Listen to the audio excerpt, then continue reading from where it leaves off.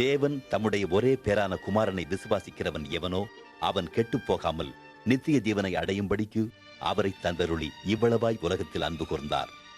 உலகத்தை ஆக்கினைக்குள்ளாக தீர்க்கும்படி தேவன் தம்முடைய குமாரனை உலகத்திற்கு அனுப்பாமல் அவராலே உலகம் ரட்சிப்படைவதற்காகவே அவரை அனுப்பினார். இன்று 100 கோடிக்கு மேற்பட்டவர்கள் இயேசு கிறிஸ்துவை பின்பற்றுகின்றனர். 4 சுவிசேஷங்கள் கிறிஸ்தவ விசுவாசத்தின் எளிய ஆரம்பத்தை விளக்குகின்றன. மற்ற சுவிசேஷங்களும் வேறு சம்பவங்களையும் அல்லது இதே சம்பவத்தையும் வெவ்வேறு முறைகளிலும் விளக்குகின்றன. இந்த சரிதை முழுவதும் லூக்கா சுவிசேஷத்தை மையமாக கொண்டு தொகுக்கப்பட்டது.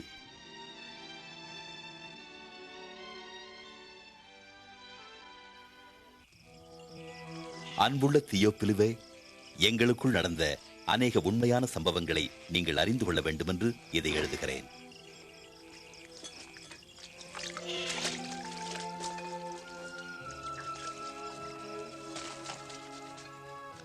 அகஸ்துராயன் ரோமாபுரியில் அதிபதியாகவும் ஏரோது யூதேயா தேசத்தின் ராஜாவாகவும் அரசாளும் நாட்களில் தேவன் தமது தூதனாகிய காபிரியலை நாசரேத்தூரில் வசித்த கன்னிகையிடம் அனுப்பினார். அந்த கன்னிகையின் பெயர் மரியாள்.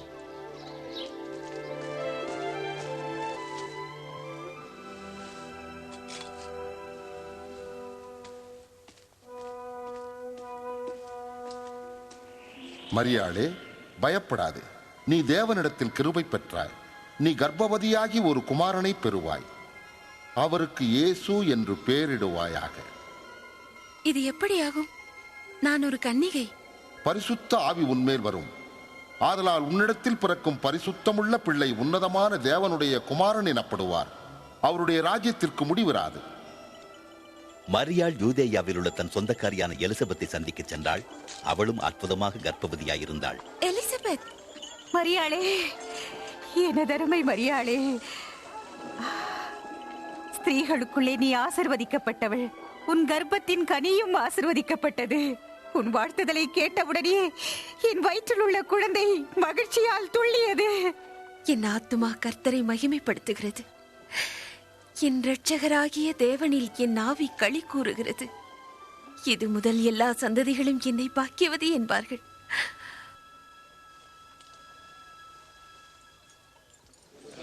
நாசரேத்து ஊரில் உள்ள அனைவரும் அறிய வேண்டியது என்னவெனில், கலிலேயா யூதேயா தேசத்தில் உள்ள அனைவரும் குடிமதிப்பெழுத வேண்டும் என்று அகஸ்தராயனால் கட்டளை பிறந்துள்ளது. எனவே எல்லோரும் அவரவர் ஊர்களுக்கு சென்று குடிமதிப்பெழுதிக் கொள்ளும்படி கேட்டுக் கொள்ளப்படுகிறார்கள்.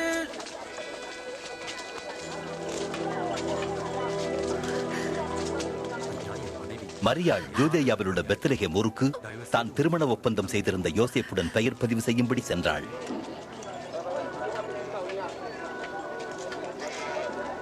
பெத்லகேமில் அவர்களுக்கு தங்க இடமில்லாதிருந்தது. ஆனால் அவர்களுக்கு கிடைத்ததோ ஓர் எளிய மாட்டுத் தொழுவம்.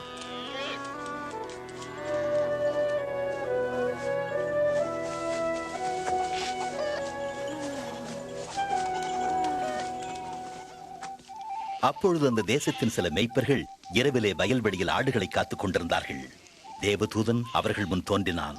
தெய்வீக மகிமை அவர்களை சுற்றிலும் பிரகாசித்தது.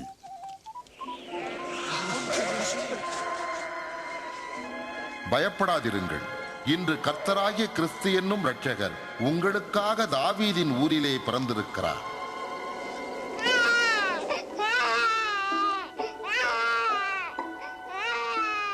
மேய்ப்பர்கள் அவ்விடம் விட்டு விரைந்து தொழுவத்தில் பிறந்த பாலனை காண சென்றனர்.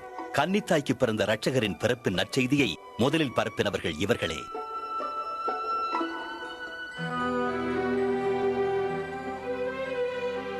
ஒரு வாரம் கழிந்து குழந்தைக்கு விருத்த சேதனம் செய்யப்படும் நாள் வந்தது. அப்பொழுது யோசேப்பு மரியாளும் குழந்தையை எருசலேம் தேவாலயத்திற்கு கொண்டு சென்று இயேசு என்று பெயர் சூட்டி தேவனுக்கு பிரதிஷ்டை செய்தனர். தேவாலயத்தில் உண்மையும் பக்தியும் உள்ள ஒருவர் இருந்தார். அவர் கிறிஸ்துவை காணும் முன் மரணமடைய மாட்டார் என்று தேவாவியானவர் வாக்களித்திருந்தார். அவர் பெயர் சிமியோன்.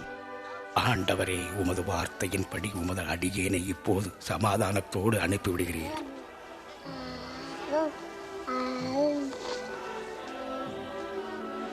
உம்முடைய இரட்சண்யத்தை என் கண்கள் கண்டது. இது தேவனால் தேர்ந்தெடுக்கப்பட்ட குழந்தை. கர்த்தர் உங்களை ஆசீர்வதிப்பாராக.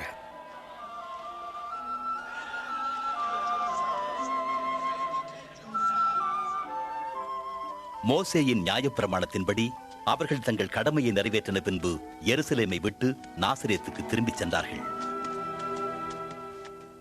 இயேசுவுக்கு 12 வயதான போது யோசேப்பும் மரியாளும் பஸ்கா பண்டிகை ஆசரிக்கும்படி அவரை எருசலேமுக்கு அழைத்துச் சென்றார்கள். பண்டிகை முடிந்து வீடு திரும்பின பொழுது இயேசு தங்களுடன் இருப்பதாகவே நினைத்துச் சென்றார்கள். ஆனால் இயேசுவோ அங்கேயே தங்கிவிட்டார். அவர்கள் இயேசுவை தேடிக்கொண்டே பட்டணத்துக்கு திரும்பி போனார்கள். 3ஆம் நாளில் எருசலேம் தேவாலயத்தில் போதகர்களோடும் சபை மூப்பர்களோடும் இயேசு உட்கார்ந்திருக்க கண்டனர். இப்படிப்பட்ட கேள்விகளை கேட்கின்ற இந்த சிறுவன் யார்? இவன் நாசரியத்தை சேர்ந்தவன். எங்களோடு வந்த இவன் பின்தங்கி விட்டான். தயவாக அவனை மன்னியுங்கள். அவர் பேச்சை கேட்ட யாவரும் ஆச்சரியப்பட்டார்கள். மகனே, எங்களுக்கு ஏன் இப்படி செய்தாய்? உன் தகப்பனும் நானும் அதிக கவலையோடு உன்னை தேடினோமே. நீங்கள் ஏன் என்னை தேடினீர்கள்? என் பிதாவுக்குரிய காரியங்களை நான் இருக்க வேண்டும் என்று உங்களுக்கு தெரியாதா? பின்பு இயேசு அவர்களுடன் நாசரேத்துக்கு சென்று ஞானத்திலும் வளர்த்தியிலும் தேவ கிருபையிலும் மனுஷர் தயவிலும் விருத்தி அடைந்தார்.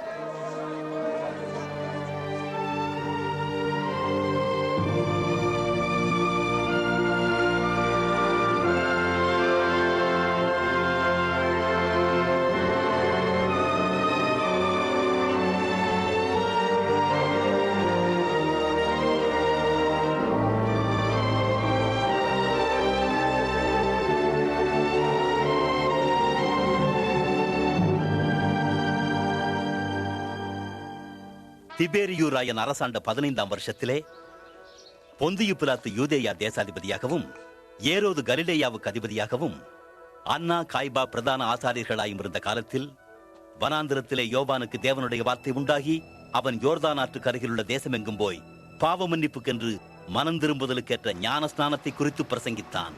உங்கள் பாவங்களை விட்டு திரும்புங்கள், ஞான ஸ்நானம் பெறுங்கள், கர்த்தர் உங்கள் பாவங்களை மன்னிப்பார். ஏசாயா தீர்க்கதரிசியின் புத்தகத்தில் எழுதியிருக்கிறபடியே வனாந்தரத்திலே ஒருவன் சப்தமிடுகிறார், கர்த்தருக்கு வழியை ஆயத்தப்படுத்துங்கள், அவர் செல்ல பாதையை செவ்வைப்படுத்துங்கள்.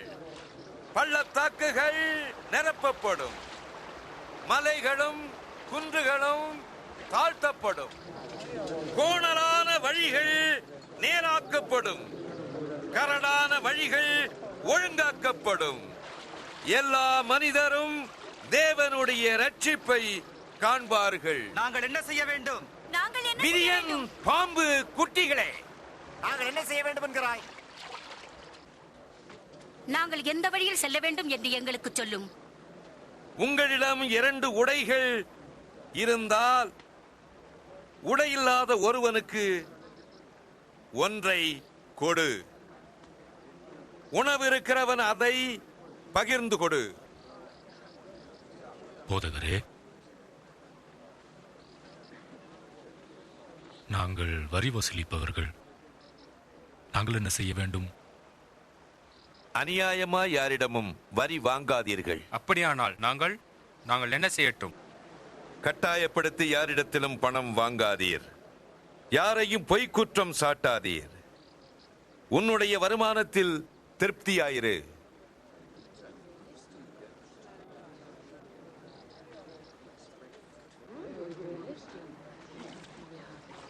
எங்களுக்கு சொல்லும், நீர்தான் கிறிஸ்துவா?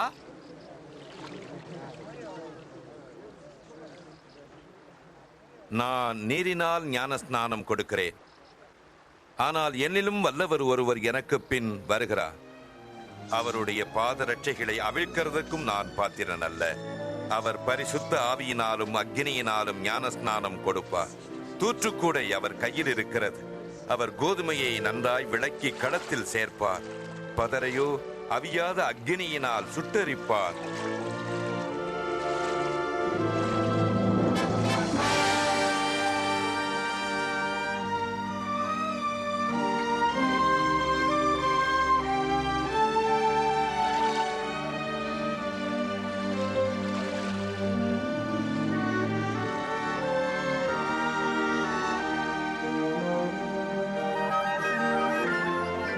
அப்பொழுது பரிசுத்த ஆவியானவர் ரூபங்கொண்டு புறாவைப் போல் அவர் மேல் இறங்கினார்.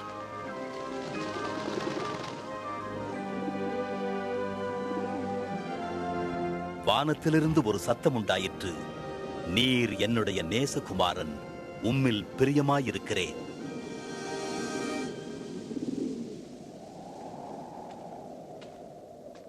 இயேசு தன் ஊழியத்தை ஆரம்பிக்கிற போது சுமார் 30 வயதுள்ளவராயிருந்தார். அவர் பரிசுத்த ஆவியினாலே நிறைந்தவராய் யோர்தானை விட்டு திரும்பி ஆவியானவராலே வனாந்தரத்துக்கு கொண்டு போகப்பட்டு 40 நாள் பிசாசினால் சோதிக்கப்பட்டார். அந்த நாட்களில் அவர் ஒன்றும் உட்கொள்ளவில்லை.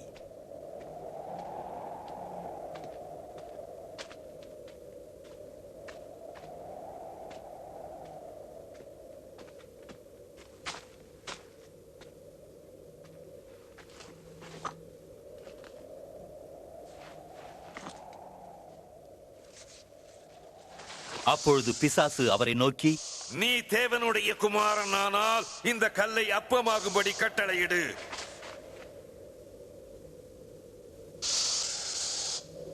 மனுஷன் அப்பத்தினால் மட்டுமல்ல, தேவனுடைய ஒவ்வொரு வார்த்தையினாலும் பிழைப்பான் என்று எழுதியுள்ளதே.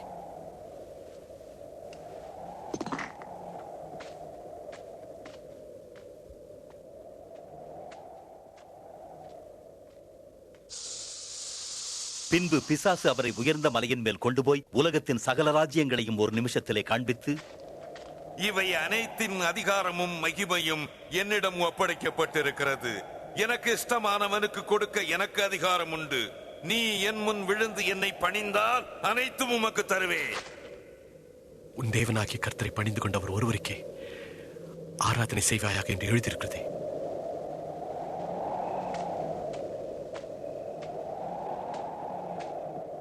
பின்பு சாத்தான் அவர் எருசலேமுக்கு கொண்டு போய் தேவாலயத்தின் உப்பருகையின் மேல் நிறுத்தி, நீர் தேவனுடைய குமாரனையானால் இங்கிருந்து தாழ குதியும். ஏனெனில் உம்மை காக்கும்படி தம்முடைய தூதர்களுக்கு கட்டளையிடுவார் என்றும் உமது பாதம் கல்லில் இடராதபடி அவர்கள் உம்மை கைகளில் ஏந்தி கொண்டு போவார்கள் என்றும் எழுதியிருக்கிறதே. வேதம் சொல்லுகிறது, உன் தேவனாகிய கர்த்தரை பரீட்சை பாராதிருப்பாயாக.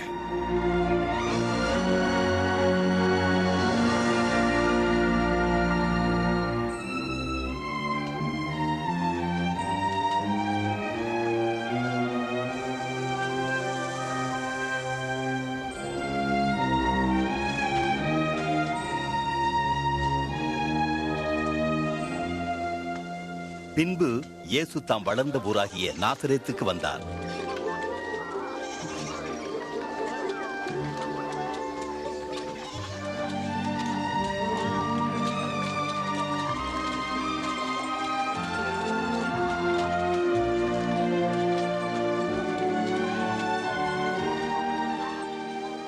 மகனே, ஐயா,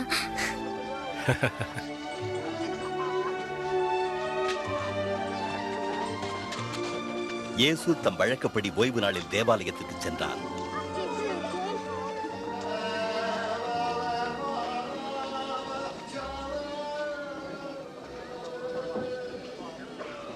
ஏசாயா தீர்க்கதரிசியின் புத்தகச் சுருளின் ஒரு பகுதியை வாசிக்கும்படி அவரை கேட்டுக்கொண்டார்கள்.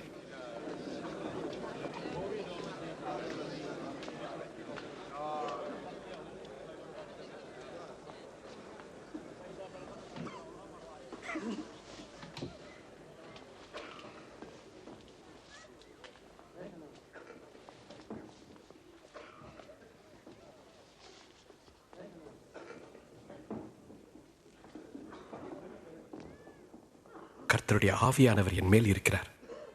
ஏனென்றால் ஏழைகளுக்கு நற்செய்தியை சொல்ல என்னை தெரிந்துள்ளார். சிறைப்பட்டவர்களுக்கு விடுதலையும் குருடருக்கு பார்வையும் கொடுக்க என்னை அனுப்பியுள்ளார். நொறுங்குண்டவர்களுக்கு விடுதலை அளிக்கவும் தம்முடைய ஜனங்களை ரட்சிப்பதற்கான ஆண்டவருடைய காலம் வந்துவிட்டதும் அறிவிக்கவும் வந்துள்ளேன். இவர் நன்றாய் பேசுகிறார்.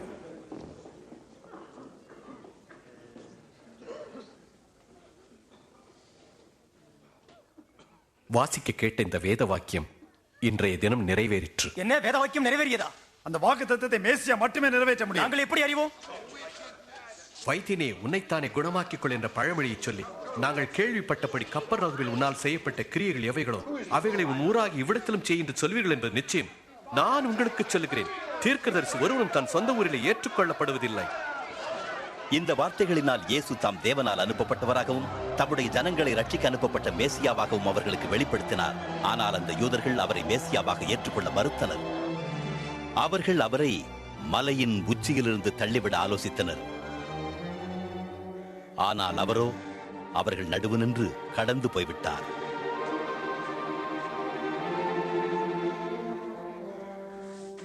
பின்பு அவர் கலிலேயாவில் உள்ள கப்பர்நகும் பட்டணத்திற்கு வந்தார். ரோமருடைய சர்வாதிகாரம் தேசமெங்கும் பரவி இருந்தது. அந்த கொடுமையிலிருந்து விடுதலை பெற மேசியாவை ஜனங்கள் எதிர்நோக்கி இருந்தனர்.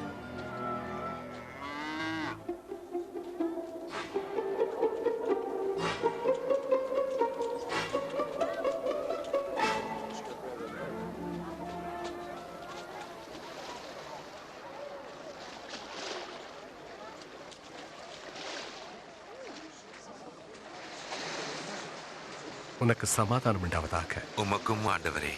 சீமோனே, உன் படகில் எனக்கு இடம் இருக்குமா? தாராளமாக. இவர் நம்மை விட்டு போய்விட மாட்டாரே. எங்களுடன் பேசும், எங்களுடன் பேசும், எங்களுடன் பேசும் ஆண்டவரே. இயேசுவே, எங்களுடன் பேசும்.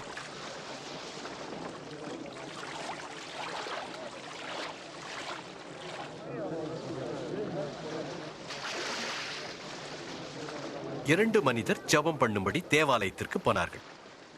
ஒருவன் பரிசேயன், மற்றவன் வரி வசூலிப்பவன். பரிசேயன் தனியே நின்று கொண்டு இப்படி ஜெபம் பண்ணினான்: ஆண்டவரே, நான் உமக்கு நன்றி செலுத்துகிறேன். ஏனென்றால் கொள்ளைக்காரர், அநியாயம் செய்கிறவர், விபசாரிகள் போல் நான் இல்லை. அதோ அந்த வரி வசூலிப்பவனை போலவும் நான் இல்லை. வாரத்தில் 2 முறை உபவாசிக்கிறேன். என் வருவாயில் 10 பங்கை கொடுக்கிறேன். வரி வசூலிப்போனோ தூரத்தில் நின்று தன் கண்களையும் வானத்துக்கு ஏறெடுக்க துணியாமல் தன் மார்பிலை அடித்துக்கொண்டு, பாவியாகி என் மேல் கிருபையாயிரும் என்று ஜெபித்தான். ஆயக்காரன் அல்ல, இந்த வரி வசூலிப்பவனே ஆண்டவரிடம் ஒப்புரவாகி வீடு திரும்பினான். தன்னை உயர்த்துகிறவன் எவனும் தாழ்த்தப்படுவான், தன்னை தாழ்த்துகிறவன் உயர்த்தப்படுவான். படகை இன்னும் ஆழமான இடத்துக்கு கொண்டு போங்கள். நீயும் உன்னுடைய நிற்பவர்கள் மீன் பிடிக்கும்படி வலை போடுங்கள். ஓ ஆண்டவரே, இரவு முழுவதும் நாங்கள் பிரயாசப்பட்டோம், ஒன்றும் அகப்படவில்லை. ஆனாலும் ஒரு வார்த்தையின்படியே நான் வலையை போடுகிறேன். யோவான், யாக்கோப்,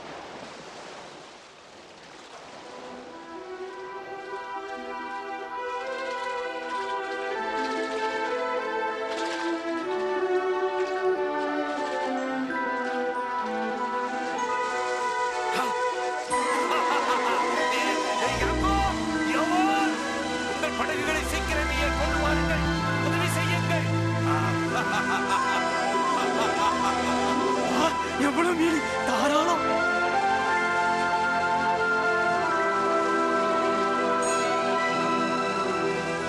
போதும் போதும், அது போதும்.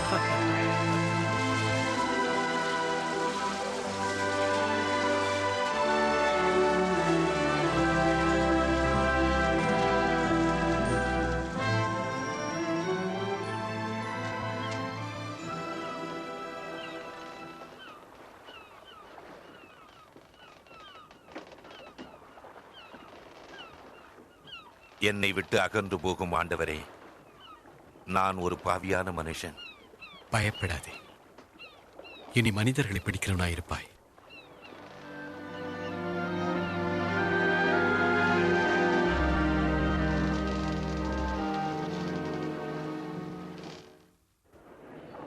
என்னிடத்தில் வாருங்கள், என் வார்த்தைகளுக்கு செவி கொடுங்கள். அப்பொழுது நீங்கள் வாழ்வடைவீர்கள். கர்த்தரை கண்டடையத்தக்க சமயத்தில் அவரை தேடுங்கள். அவர் சமீபமாயிருக்கையில் அவரை நோக்கி கூப்பிடுங்கள். துன்மார்க்கன் தன் வழியையும் அக்கிரமக்காரன் தன் நினைவுகளையும் விட்டு கர்த்தரிடத்தில் திரும்ப கடவன், நம் தேவனிடத்திற்கே திரும்ப கடவன். அவர் மன்னிக்கிறதற்கு தயை பெருத்திருக்கிறார். பாருங்கள், இதோ இங்கே அவர் வருகிறார். இயேசுவே, இயேசுவே, என் ஒரே மகளை காப்பாற்ற வாரும், இரக்கம் காட்டும். அவளுக்கு 12 வயதாகிறது. அவள் மரண வேதனைப்படுகிறாள். தயவு செய்து வாரும். யவீருவே, நான் வருந்துகிறேன். இயேசுவே, உன் மகள் மரித்து போனாள். போதகரை வருத்தப்படுத்த வேண்டாம். பயப்படாதே, விசுவாசமாயிரு, அவள் குணமடைவாள்.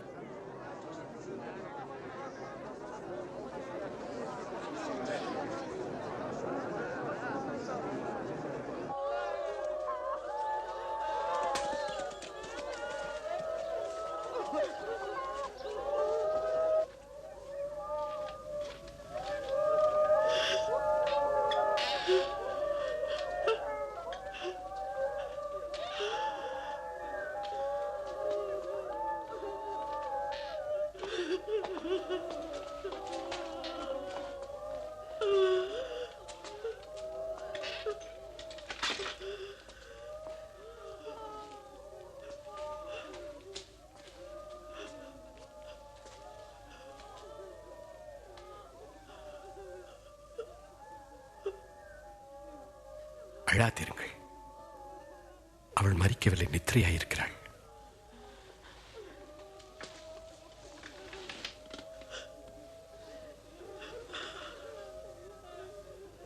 மகளே, எழுந்திரு.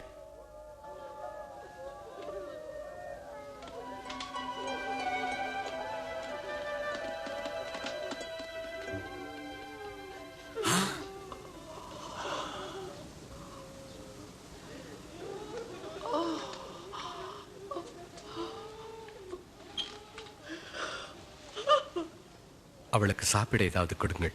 நான் சொல்லுகிறேன், இங்கே நடந்ததை நீங்கள் யாருக்கும் சொல்ல வேண்டாம்.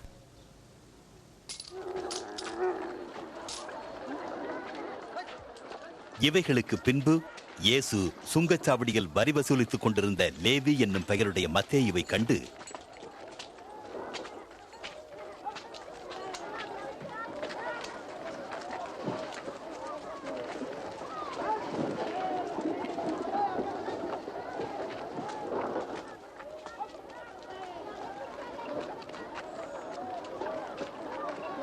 என்னை பின்பற்றி வா.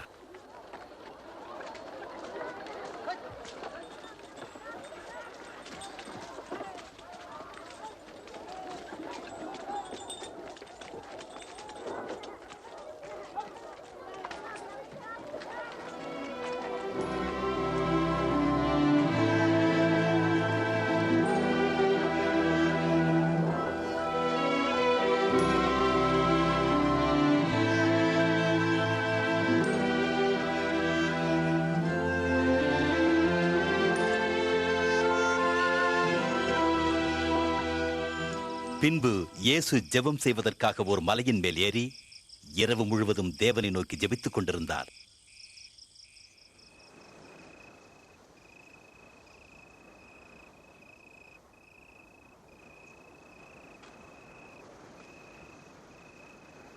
பொழுது விடிந்தபோது தம்முடைய சீடர்களில் 12 பேரை தெரிந்து கொண்டு அவர்களுக்கு அப்போஸ்தலர் என்று பெயரிட்டார்.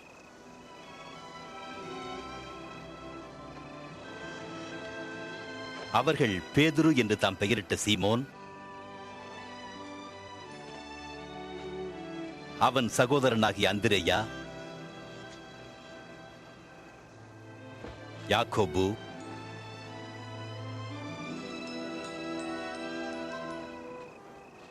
யோவான், பிலிப்பு, மேலும் பர்தொலமேயு, மத்தேயு,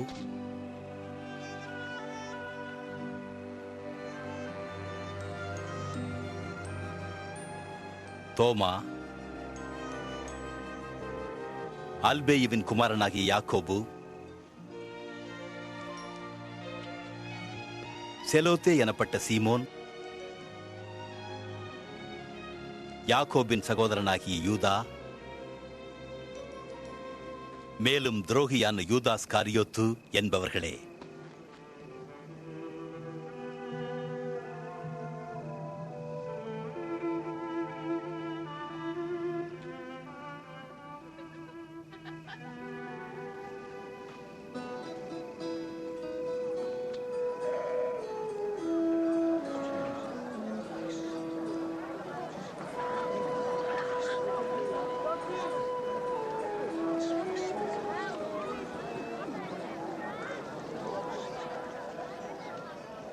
ஏழைகளாகிய நீங்கள் பாக்கியவான்கள், தேவனுடைய ராஜ்யம் உங்களுக்குரியது.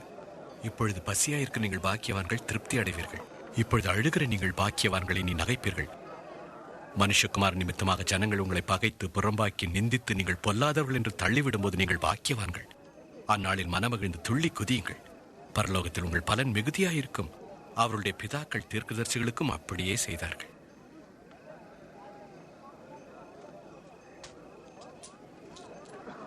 பதினாறு, 17, 18, 19, 20 இருந்ததே அவ்வளவுதான்.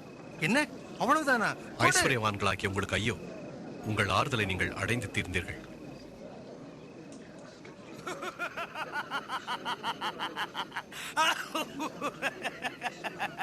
அவன் ஐஸ்வர்யவானாக விரும்பவில்லை, அவனுக்கு பைத்தியம் பிடித்திருக்க வேண்டும்.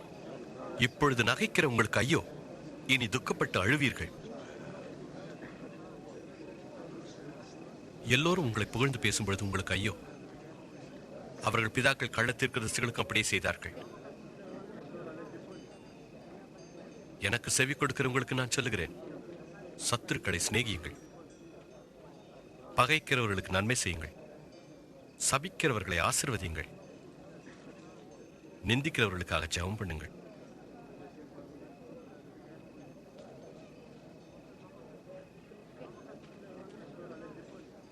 உன்னை ஒரு கன்னத்தில் அறைகிறவனுக்கு மறு கன்னத்தையும் காண்பி.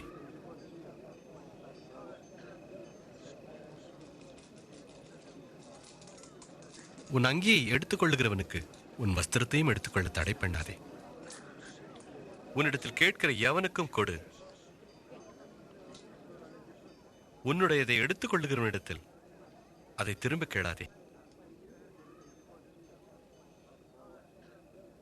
நீங்கள் பிறரிடத்தில் எதிர்பார்ப்பதை மற்றவர்களுக்கும் செய்யுங்கள்.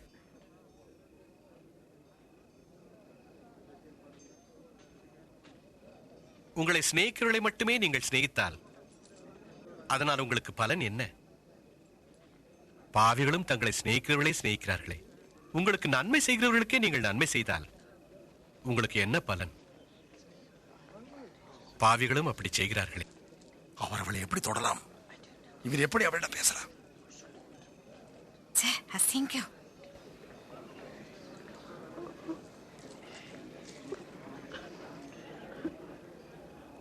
இல்லை, விரோதிகளை நேசியுங்கள், நல்லதை செய்யுங்கள், கைமாறு கருதாமல் கடன் கொடுங்கள். அப்பொழுது பெரும் பலன் கிடைக்கும். நீங்கள் உன்னதமானவருடைய பிள்ளைகளாயிருப்பீர்கள். அவர் நன்றி மறந்தவர்க்கும் பொல்லாதவர்க்கும் நல்லவராக இருக்கிறார். நீங்களும் கூட பரமபிதாவை போல இரக்கமுள்ளவர்களாயிருங்கள். இயேசுவே லட்சியம். குற்றம் தீர்க்காதீர்கள், நீங்களும் தீர்க்கப்பட மாட்டீர்கள். தண்டனைக்குள்ளாக்காதீர், நீங்களும் தண்டிக்கப்பட மாட்டீர்கள். மன்னியுங்கள், நீங்களும் மன்னிக்கப்படுவீர்கள். உமது வழியில் எங்களை நடத்தும் போதகரே.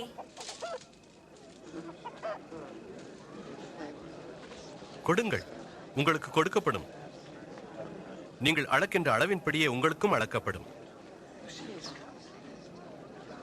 குருடனுக்கு குருடன் வழிகாட்ட கூடுமோ? இருவரும் பள்ளத்தில் விழுவார்கள் அல்லவா? உன் கண்ணில் இருக்கிற உத்திரத்தை உணராமல் உன் சகோதரன் கண்ணில் இருக்கிற துரும்பை பார்க்கிறது என்ன?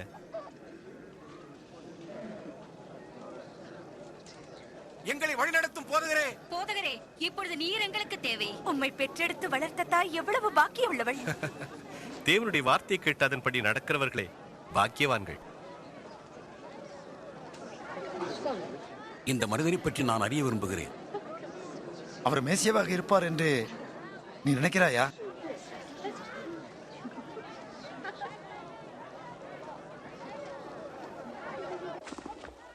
இந்த பரிசேயன் இயேசுவை தன்னுடன் விருந்துண்ண அழைத்தான். இயேசு அவன் வீட்டிற்கு சென்று சாப்பிட உட்கார்ந்தார். பிள்ளைகளே, போய்விடுங்கள், நான் சொல்வதை கேளுங்கள், போங்கள். இவர்கள் மிகவும் குறும்புக்காரர்கள், எதையாவது செய்து கொண்டே இருப்பார்கள். இவள் ஏன் இங்கு வந்தாள் எனக்கு தெரியாது.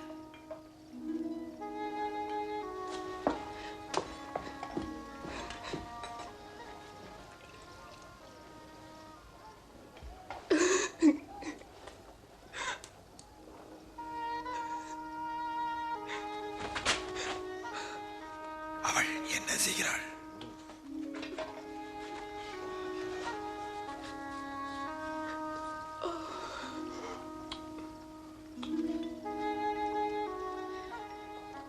இவர் மெய்யாகவே தீர்க்கதரிசியாக இருந்தால் தம்மை தொடுகிற இவள் யார் என்றும் இவளுடைய பாவ வாழ்க்கை எப்படிப்பட்டது என்றும் அறிந்திருப்பார். சீமோன், இந்த ஸ்திரீ யார் என்று நான் அறிவேன். உனக்கு ஒரு காரியம் சொல்ல வேண்டும். ஒருவனிடத்தில் 2 பேர் கடன்பட்டிருந்தார்கள். ஒருவன் 500 வெள்ளிக்காசும் மற்றவன் 50 வெள்ளிக்காசும். கொடுக்க அவர்களுக்கு முடியாத போது இருவருக்கும் கடனை மன்னித்து விட்டான். இப்படி இருக்க எவன் அவனிடத்தில் அதிக அன்பாயிருப்பான்? எவனுக்கு அதிகமாக மன்னிக்கப்பட்டதோ அவனே என்று நான் நினைக்கிறேன். சரியாக சொன்னாய். இந்த ஸ்திரீயை பார்க்கிறாயே, நான் உன் வீட்டில் பிரவேசித்தேன். நீ என் கால்களுக்கு தண்ணீர் தரவில்லை. இவ்வளோ கண்ணீரினால் என் கால்களை நனைத்து தன் தலைமயிரினால் அவைகளை துடைத்தாள். நீ என்னை முத்தம் செய்யவில்லை. இவ்வளவு உள்ளே வந்ததிலிருந்து என் பாதங்களை ஓயாது முத்தம் செய்தாள். நீ என் தலையில் எண்ணெய் பூசவில்லை. இவ்வளோ என் பாதங்களில் பரிமள தைலம் பூசினாள். நான் உனக்கு சொல்லுகிறேன், இவள் செய்த அநேக பாவங்கள் மன்னிக்கப்பட்டது. இவள் மிகவும் அன்பு கூர்ந்தாளே. எவனுக்கு கொஞ்சம் மன்னிக்கப்படுகிறதோ அவன் கொஞ்சமாய் அன்பு கூறுவான்.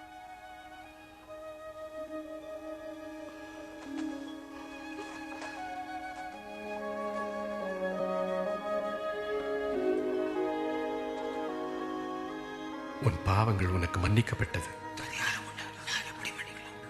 உன் விசுவாசம் உன்னை ரட்சித்தது. சமாதானத்தோட போ. நான் நான்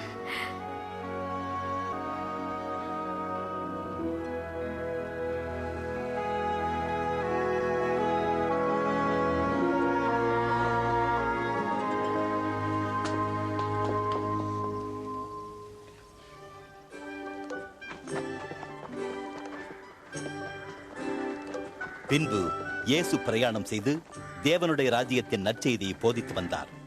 12 சீஷர்களும் பிசாசுகளினால் பீடிக்கப்பட்டு விடுவிக்கப்பட்ட மகதலேனாள் எனப்பட்ட மரியாளும், ஏரோதின் காரியக்காரனான கூசாவின் மனைவியாகிய யோவன்னாளும் சூசன்னாளும் அவருடன் இருந்தனர்.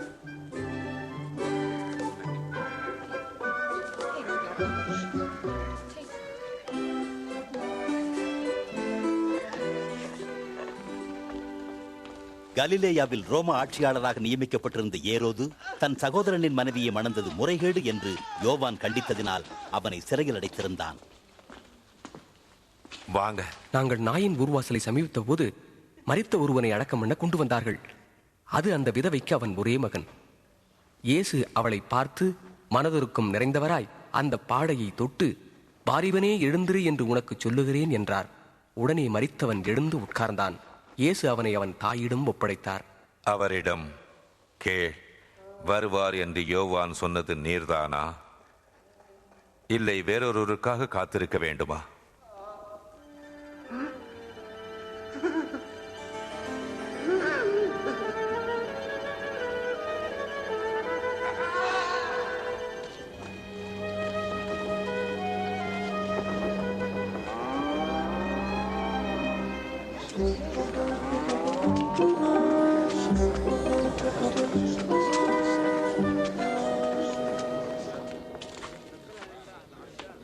போதகரே,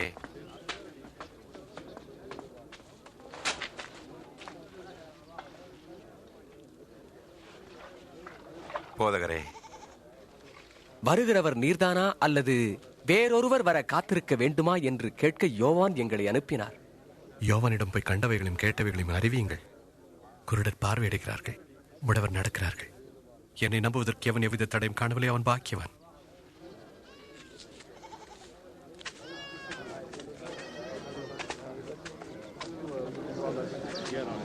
அப்பா, என்ன தூக்குங்க. தோல் மேல உட்காரு. இப்ப தெரியுதா? இயேசு தெரிகிறார். விதைப்பவன் ஒருவன் விதைக்கச் சென்றான். அவன் விதைக்கையில் சில விதைகள் பாதையில் விழுந்து மிதியுண்டன. வானத்து பறவைகள் வந்து அவற்றை தின்றுவிட்டன. சில விதைகள் கற்பாறையின் மேல் விழுந்தன. அவை முளைத்த பின் அங்கே ஈரமில்லாததால் உலர்ந்து போயின. சில விதைகள் முற்செடிகளிடையே விழுந்தன. முற்செடிகள் கூடவே வளர்ந்து நெருக்கிவிட்டன. சில விதைகள் நல்ல நிலத்தில் விழுந்து செடி வளர்ந்து 100 மடங்காக பெரும் பலனை தந்தன. போதகரே, ஜனக்கூட்டம் அருகில் இருக்கும் போதெல்லாம் ஏன் ஓமைகள் மூலமாக பேசுகிறீர்? தேவனுடைய ராஜ்யத்தின் ரகசியங்களை அறியும்படி உங்களுக்கு அருளப்பட்டது. மற்றவர்களுக்கோ அவர்கள் கண்டும் காணாதவர்களாகவும் கேட்டும் உணராதவர்களாகவும் இருக்க அவைகள் ஓமைகளாக சொல்லப்படுகிறது.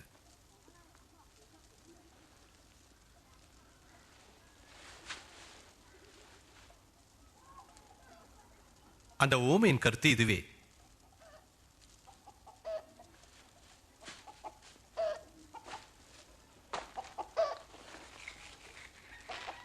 விதை என்பது தேவனுடைய வசனம். வழி அருகே விதைக்கப்பட்டவர்கள் வசனத்தை கேட்கிறவர்களாய் இருக்கிறார்கள். அவர்கள் விசுவாசித்து ரட்சிக்கப்படாதபடிக்கு பிசாசு அவ்வசனத்தை அவர்கள் இருதயத்திலிருந்து எடுத்து போடுகிறான். கற்பாறையின் மேல் விதைக்கப்பட்டவர்கள் கேட்கும்போது சந்தோஷத்துடனே வசனத்தை ஏற்றுக்கொள்கிறார்கள். ஆயினும் தங்களிலே மேற்கொள்ளாதபடியால் கொஞ்சம் காலம் மாத்திரம் விசுவாசித்து சோதனை காலம் வரும்பொழுது பின்வாங்கி போகிறார்கள். முள்ளுள்ள இடங்களில் விதைக்கப்பட்டவர்கள் வசனத்தை கேட்கிறவர்களாயிருக்கிறார்கள். கேட்டவர்கள் பிரபஞ்சத்திற்குரிய கவலைகளினாலும் ஐஸ்வர்யத்தினாலும் சிற்றின்பங்களினாலும் நெருக்கப்பட்டு பலன் கொடாதிருக்கிறார்கள்.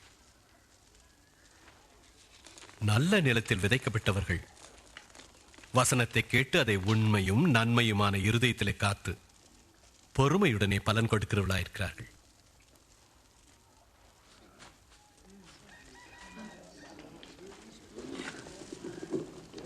ஒருவனும் விளக்கை கொளுத்தி பாத்திரத்தால் மூடி கட்டிலின் கீழ் வைக்க மாட்டான். உள்ளே பிரவேசிக்கிறவள் வெளிச்சத்தை காணும்படி அதை விளக்கு தண்டி மேல் வைப்பான். வெளியரங்கமாகாத ரகசியமும் இல்லை, அறியப்பட்டு வெளியே வராத மறைப்பொருளும் இல்லை. ஆகவே நீங்கள் கேட்கிற விதத்தை குறித்து கவனியுங்கள். உள்ளவன் எவனோ அவனுக்கு கொடுக்கப்படும், இல்லாதவன் எவனோ அவன் தனக்குண்டென்று நினைக்கிறதும் அவனிடத்திலிருந்து எடுத்துக் கொள்ளப்படும். போதகரே, உமது தாயாரும் சகோதரரும் வெளியே நிற்கிறார்கள், உம்மை பார்க்க வேண்டுமா?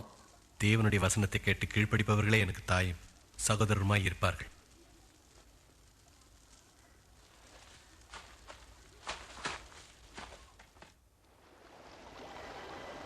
ஒரு நாள் இயேசு தம் சீஷரோடு படகில் ஏறி கடலின் அக்கறைக்கு போவோம் வாருங்கள் என்றார். அப்படியே புறப்பட்டு போகையில் இயேசு படகில் உறங்கிக் கொண்டிருந்தார்.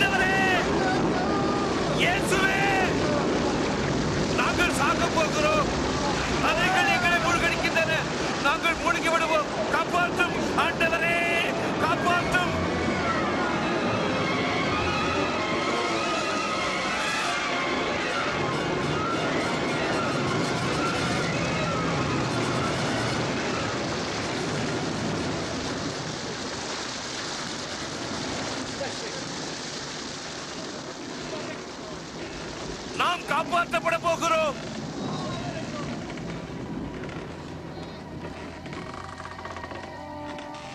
உங்கள் விசுவாசம் எங்கே?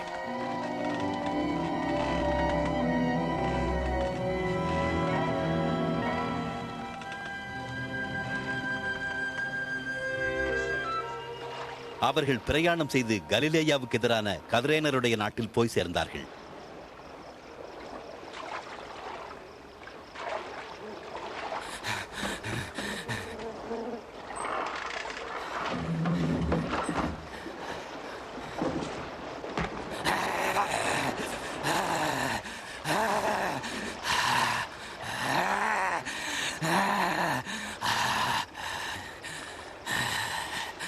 இயேசுவே, உன்னதமான தேவகுமாரனே, என்னிடத்தில் உமக்கு என்ன வேண்டும்? என்னை வேதனைப்படுத்தாதபடிக்கு உம்மை வேண்டிக் கொள்கிறேன். உன் பெயர் என்ன?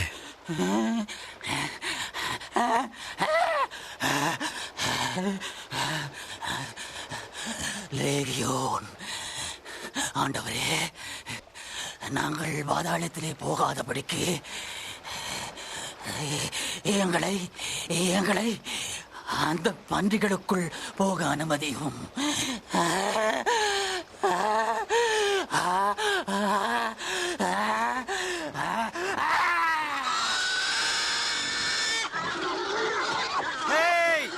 திரும்பி வா. இல்ல,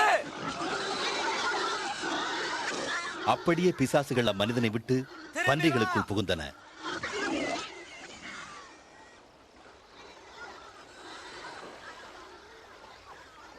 இங்கிருந்து போய்விடு, மந்திரவாதியே, போய்விடு, இவ்விடத்தை விட்டு போ.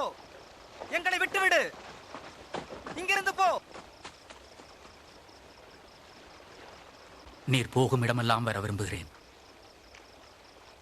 உம்மோடு வர அனுமதியும்.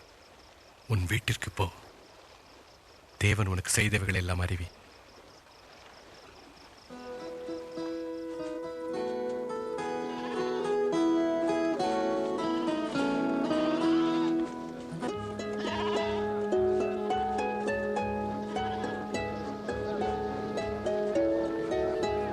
இயேசுவும் அவருடைய சீஷர்களும் தனித்திருக்க பெத்சாய்தா என்னும் ஊருக்கு சென்றனர்.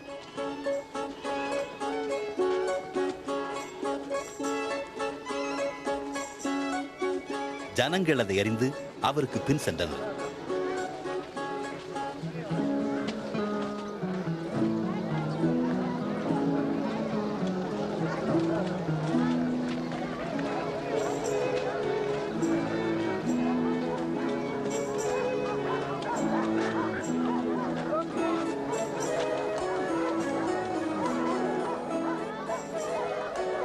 சாயங்காலமான போது பேதுரு அவரை நோக்கி, ஆண்டவரே, இந்த ஜனங்களை அனுப்பிவிடும். அக்கம் பக்கத்தில் உள்ள கிராமங்களுக்கு சென்று தங்கும் இடத்தையும் ஆகாரத்தையும் பார்த்து கொள்ளட்டும். இது ஜன நடமாட்டமில்லாத இடம்.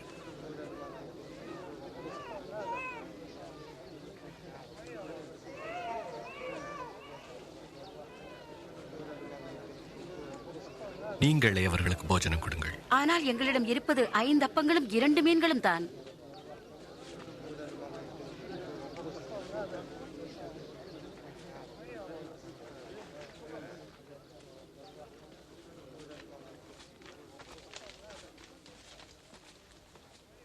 தேவனாகிய கர்த்தாவே, சர்வலோக ராஜா, பூமியிலிருந்து பலனை விளைய செய்கிறவரே, உமக்கே மகிமை உண்டாவதாக.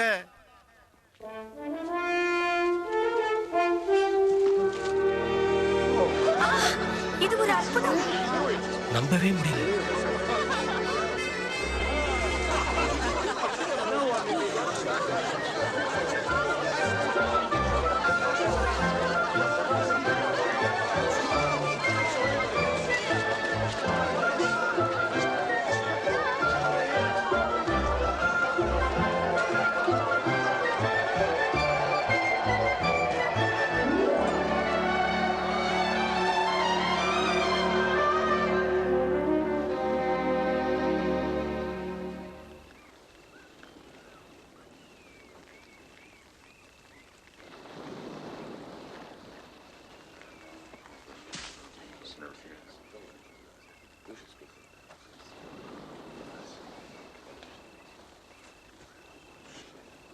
ஜனங்கள் என்னை யார் என்கிறார்கள்?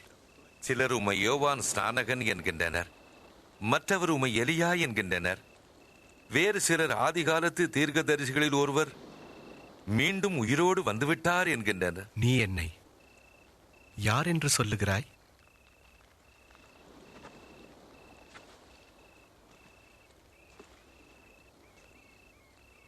நீர் தேவனாகிய கிறிஸ்து. நீங்கள் அதை ஒருவருக்கும் சொல்ல வேண்டாம்.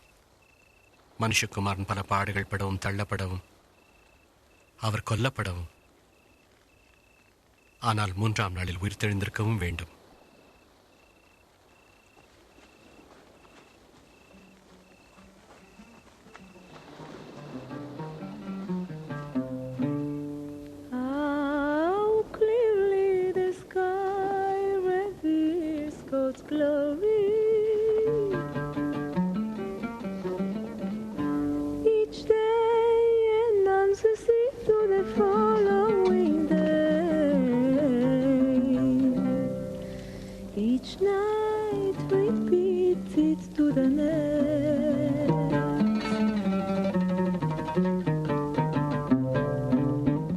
உங்களில் யார் என்னோடு வருவீர்கள்? நான் உம்மை பின்பற்றி வருவேன். ஆனாலும் முதலில் நான் போய் என் வீட்டாரிடம் விடைபெற்று வருகிறேன். கலப்பையின் மேல் தன் கை வைத்து பின்னிட்டு பார்க்கிற எவனும் தேவனுடைய ராஜ்யத்திற்கு தகுதியுள்ளவன் அல்ல. ஒருவன் என்னை பின்பற்றி வர விரும்பினால் அவன் தன்னைத்தான் வெறுத்து தன் சிலுவையை அனுதினமும் எடுத்துக்கொண்டு என்னை பின்பற்ற கடவன். தன் ஜீவனை ரட்சிக்க விரும்புகிறவன் அதை இழந்து போவான். என் நிமித்தமாக தன் ஜீவனை இழந்து போகிறவன் அதை ரட்சித்துக் கொள்ளுவான். மனுஷன் உலகம் முழுவதையும் ஆதாயப்படுத்திக் கொண்டாலும் தன்னைத்தான் கெடுத்து நஷ்டப்படுத்தினால் அவனுக்கு லாபம் என்ன? என்னை குறித்தும் என் வார்த்தைகளை குறித்தும் எவன் வெட்கப்படுகிறானோ அவனை குறித்து மனுஷகுமாரனும் தம் மகிமையோடு பிதாவின் மகிமையோடும் பரிசுத்த தூதர்களின் மகிமையோடு வரும்போது வெட்கப்படுவார்.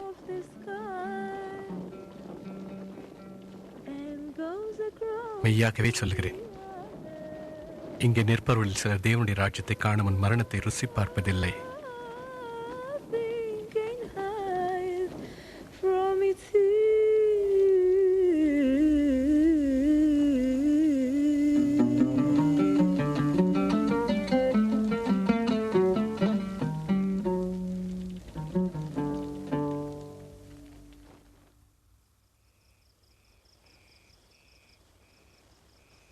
பின்பு இயேசு பேதுருவையும் யோவானையும் யாக்கோபையும் கூட்டிக் கொண்டு ஜெபம் பண்ணும்படி மலையின் மேல் ஏறினார்.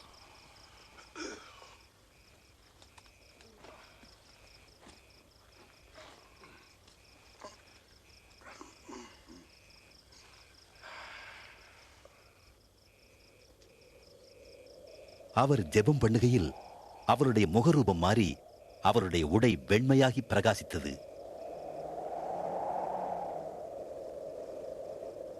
திடீரென்று மோசேயும் எலியாவும் மகிமையோடே தோன்றி அவரோடு பேசிக் கொண்டிருந்தனர். நீர் தேவ சித்தமது நிறைவேற்றுவீர்.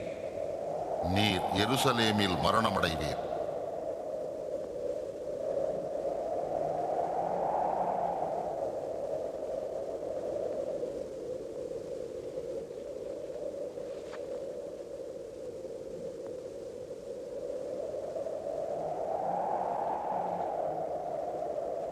அவர்கள் புறப்படுகையில் பேதுரு இயேசுவை நோக்கி, ஆண்டவரே, நாம் இங்கேயே இருப்பது எவ்வளவு நல்லது.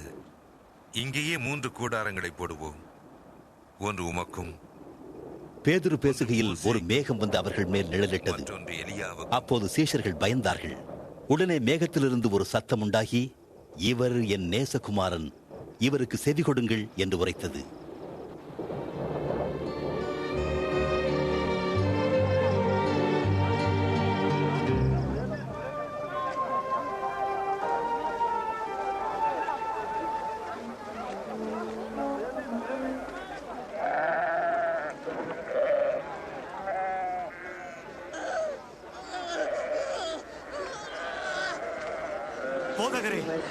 போதகரே, என் மகனை கண்ணோக்கி பாரும். தயவு செய்து அவருக்கு உதவி செய்யும். அவன் எனக்கு ஒரே மகன். அவனை குணமாக்க உமது சீஷரை வேண்டிக் கொண்டேன். ஆனால் அவர்களால் முடியாமல் போயிற்று. விசுவாசமில்லாத மாறுபாடான சந்ததியே, எதுவரைக்கும் நான் உங்களோடு இருந்து உங்களிடத்தில் பொறுமையாயிருப்பேன். உன் மகனை இங்கே கொண்டு வா.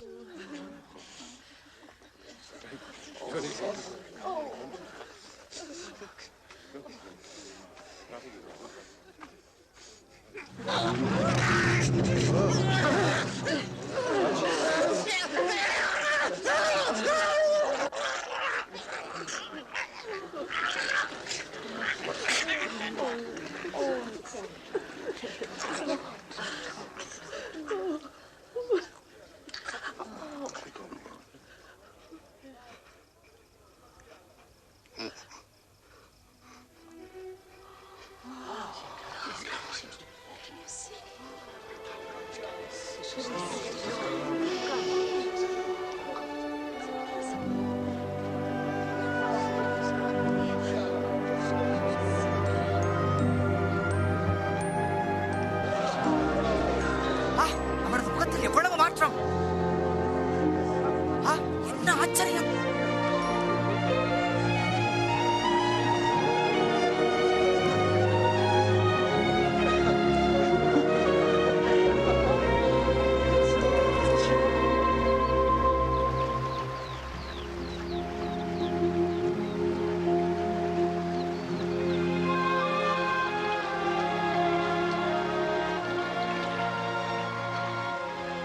போதகரே, யோவான் தம் சீஷர்களுக்கு ஜெபிக்க கற்றுக் கொடுத்தது போல எங்களுக்கும் கற்றுத்தாரும்.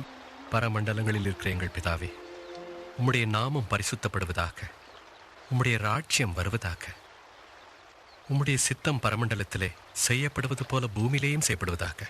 எங்களுக்கு வேண்டிய ஆகாரத்தை அன்றன்று எங்களுக்கு தாரும். எங்கள் பாவங்களை எங்களுக்கு மன்னியும், நாங்களும் எங்களிடத்தில் கடன்பட்ட எவனுக்கு மன்னிக்கிறோமே. எங்களை சோதனைக்குட்பட பண்ணாமல் தீமை நின்று எங்களை ரட்சித்துக் கொள்ளும் என்று ஜெபியுங்கள்.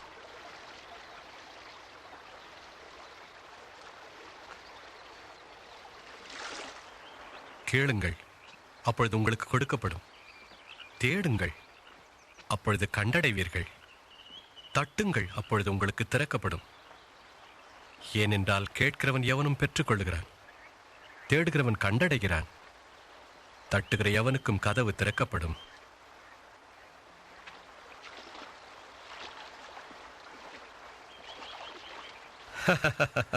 உங்களில் தகப்பனாயிருக்கிற ஒருவனிடத்தில் மகன் மீனை கேட்டால் மீனுக்கு பதிலாய் பாம்பை கொடுப்பானோ? அல்லது முட்டையை கேட்டால் அவனுக்கு தேளை கொடுப்பானோ? பொல்லாதவர்களாக்கி நீங்கள் உங்கள் பிள்ளைகளுக்கு நல்ல ஈவை கொடுக்க அறிந்திருக்கும் போது பரம பிதாவானவர் தமிழத்தில் வேண்டிக் கொள்கிறவர்களுக்கு பரிசுத்த ஆவியை கொடுப்பது அதிக நிச்சயம் அல்லவா? நான் உங்களுக்கு சொல்லுகிறேன், எண்ணத்தை உண்போம் என்று உங்கள் ஜீவனுக்காகவும் எண்ணத்தை உடுப்போம் என்று உங்கள் சரீரத்துக்காகவும் கவலைப்படாதிருங்கள். ஆகாரத்தை பார்க்கிலும் ஜீவனும் உடையை பார்க்கிலும் சரீரமும் விசேஷித்தவைகளாய் இருக்கிறது. காகங்களை கவனித்து பாருங்கள். அவைகள் விதைக்கிறதும் இல்லை, அறுக்கிறதும் இல்லை, அவைகளுக்கு பண்டசாலையும் இல்லை, களஞ்சியம் இல்லை. அவைகளையும் தேவன் பிழைப்பூட்டுகிறார். பறவைகளை பார்க்கிலும் நீங்கள் எவ்வளவோ விசேஷித்தவர்களாயிருக்கிறீர்கள்.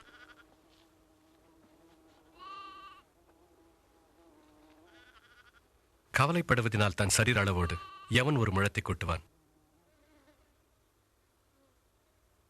அற்பமான காரியத்தையே உங்களால் செய்யக்கூடாதிருக்க மற்றவர்களுக்காக நீங்கள் கவலைப்படுவதென்ன? இந்த காட்டு புஷ்பங்கள் வளருவதை கவனியுங்கள். அவைகள் உழைக்கிறதும் இல்லை, நூற்கிறதும் இல்லை. என்றாலும் சாலமோன் முதலாய் தன் சர்வ மகிமையிலும் அவைகளைப் போல் உடுத்தியிருந்ததில்லை.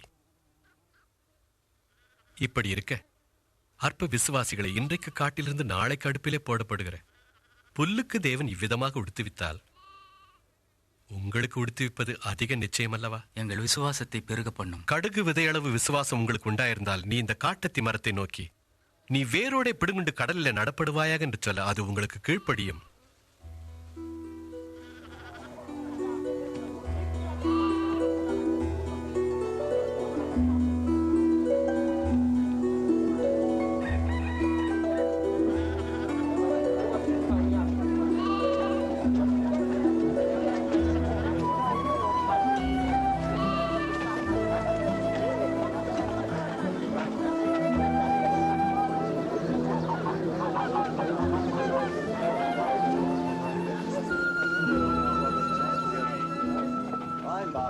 இடரல்கள் வராமல் போவது கூடாத காரியம்.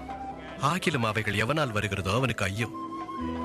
அவன் இந்த சிறுவரில் ஒருவனுக்கு இடறுதல் உண்டாக்குவதை பார்க்கிலும் அவனுடைய கழுத்தில் எந்திரக்கல் கட்டப்பட்டு அவன் சமுத்திரத்தில் தள்ளுண்டு போவது அவனுக்கு நலமாயிருக்கும். தேவனுடைய ராஜ்யம் எதற்கொப்பாயிருக்கிறது? கடுகு விதை கொப்பாயிருக்கிறது. ஒரு மனுஷன் கடுகு விதையை எடுத்து தன் தோட்டத்திலே நட்டான். அது வளர்ந்து பெரிய மரமாயிற்று. ஆகாயத்து பறவைகள் வந்து அதன் கிளைகளில் அடைந்தது. இவர் எதை பற்றி பேசுகிறார் என்றே எனக்கு புரியவில்லை. நீர் வரி வசூலிப்பவர்களோடும் பாவிகளோடும் சேர்ந்து ஏன் உண்ணவும் குடிக்கவும் செய்கிறீர்? பிணியாளிகளுக்கு வைத்தியன் வேண்டியதே இல்லாமல் சுகமுள்ளவர்களுக்கு வேண்டியதில்லை. நீதிமான்களை மனம் திரும்புகிறதுக்கு அழைக்க வரவில்லை, பாவிகளையே அழைக்க வந்தேன்.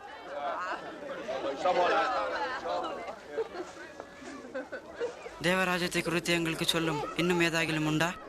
பயப்படாதே சிறுமந்தையே, உங்களுக்கு ராஜ்யத்தை கொடுக்க உங்கள் பிதா பிரியமாயிருக்கிறார். உங்களுக்கு உள்ளவைகளை விற்று பிச்சை கொடுங்கள். பழமையாய் போகாத பணப்பைகளையும் குறையாத பொக்கிஷத்தையும் பரலோகத்திலே உங்களுக்கு சம்பாதித்து வையுங்கள். அங்கே திருடன் அணுகுவதும் இல்லை, பூச்சி கெடுப்பதும் இல்லை. உங்கள் பொக்கிஷம் எங்கேயோ அங்கேயே உங்கள் மனமும் இருக்கும்.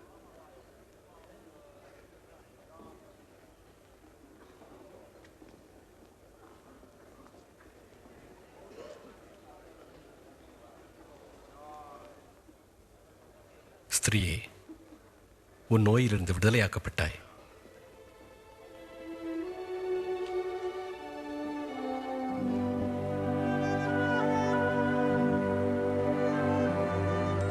பாருங்கள், பாருங்கள், குணமாகி விட்டார். என்ன அற்புதம்! வந்து பாருங்கள், இவள் குணமடைந்து விட்டார். தேவனுக்கு ஸ்தோத்திரம். 18 வருஷம் தேவன் உம்மோடு இருப்பாராக. போதகரே, நாம் வேலை செய்வதற்கு 6 நாட்கள் உள்ளன. நீ இந்த நாட்களில் வந்து குணமாக்கிக் கொள். ஆனால் ஓய்வு நாட்களில் மட்டும் வரக்கூடாது. மாயக்காரரே, உங்களில் எவனும் ஓய்வு நாளில் எருதையாவது கழுதையாவது தொழுவத்திலிருந்து அவிழ்த்து தண்ணீர் காட்டுவதில்லையா? இதோ சாத்தான் 18 வருஷமாய் கட்டியிருந்த ஆபிரகாமின் குமார்த்தியாக இவளை ஓய்வு நாளில் இந்த கட்டிலிருந்து அவிழ்த்து விட வேண்டியதில்லையா?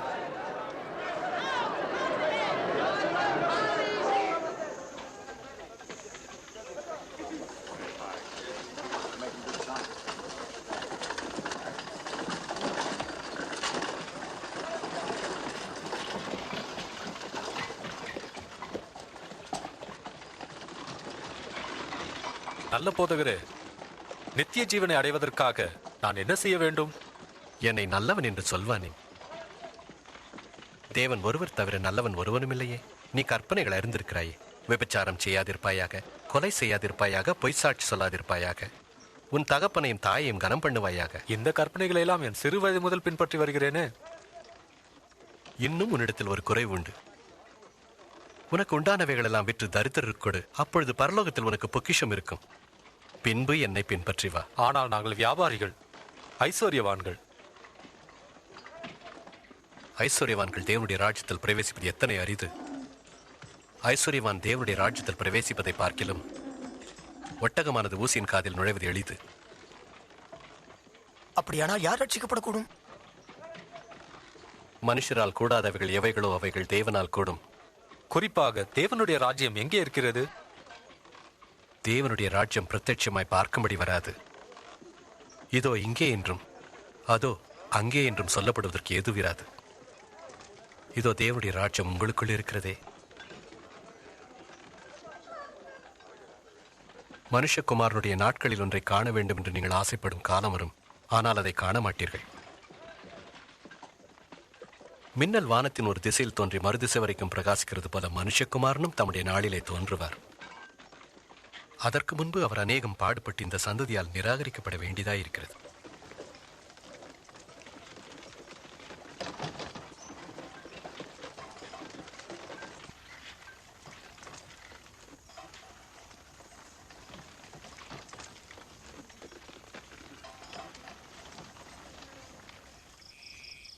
வேதத்தில் ஒரு எழுத்தின் உறுப்பு அழிந்து போவதை பார்க்கிலும் வானமும் பூமியும் ஒழிந்து போவது எளிதாயிருக்கும். நான் சொல்லுகிறேன், அநேக தீர்க்கதரிசிகளும் ராஜாக்களும் நீங்கள் காண்கிறவர்களை காண கேட்க விரும்பியும் காணாமலும் கேளாமலும் போனார்கள். நாங்கள் என்ன செய்ய வேண்டும்? நியாய பிரமாணத்தில் என்ன எழுதியிருக்கிறது? நீ வாசித்திருக்கிறது என்ன? உன் தேவனாகிய கர்த்தரிடத்தில் உன் முழு இருதயத்தோடும் முழு ஆத்மாவோடும் முழு பலத்தோடும் முழு சிந்தையோடும் அன்பு கூர்ந்து உன்னிடத்தில் அன்பு கூறுவது போல் பிறனிடத்தில் அன்பு கூறுவாயாக. சரியாய் சொன்னாய், அப்படியே செய், பிழைப்பாய். எனக்கு பிறன் யார்? அந்த சிப்பாய்கள் அல்ல. அப்படி என்றால் ராயன்?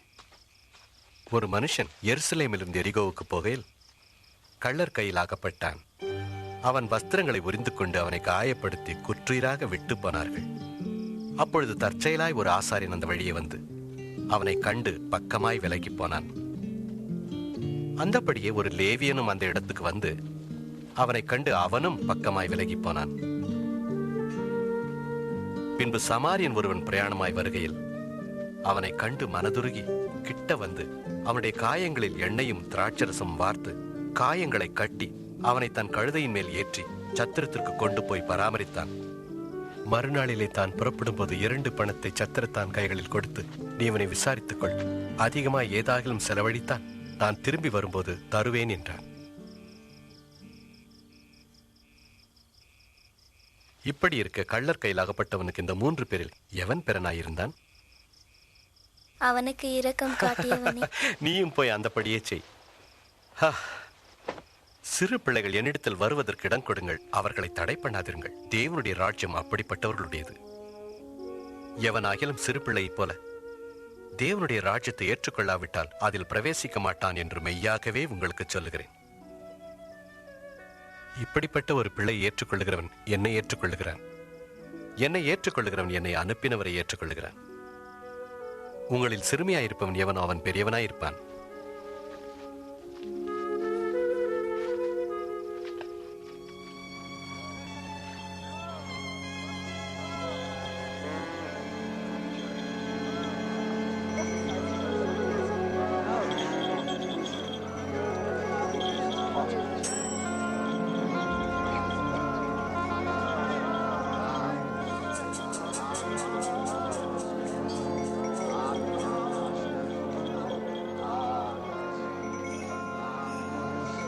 ஐயா, என்ன நடக்கிறது இங்கே? யார் போவது? நஸ்ரேனாகிய இயேசு இந்த வழியே கடந்து போகிறார்.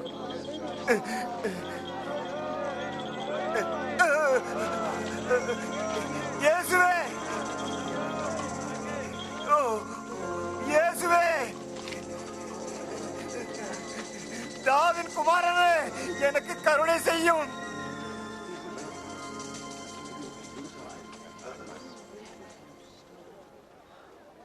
நான் உனக்கு என்ன செய்ய வேண்டும்? நான் பார்க்க விரும்புகிறேன்.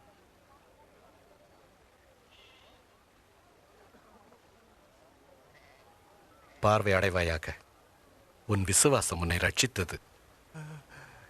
என்னால் பார்க்க முடிகிறது. என்னால் பார்க்க முடிகிறது. என்னால் பார்க்க முடிகிறது.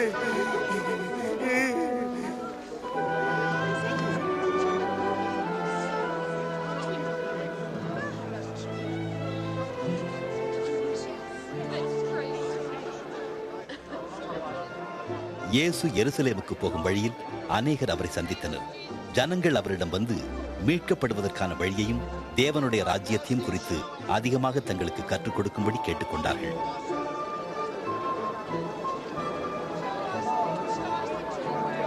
இவர் மெய்யாகவே ஒரு தீர்க்கதரிசி. என் ஆண்டவரே, என் தேவனே, என்னை ரட்சியும்.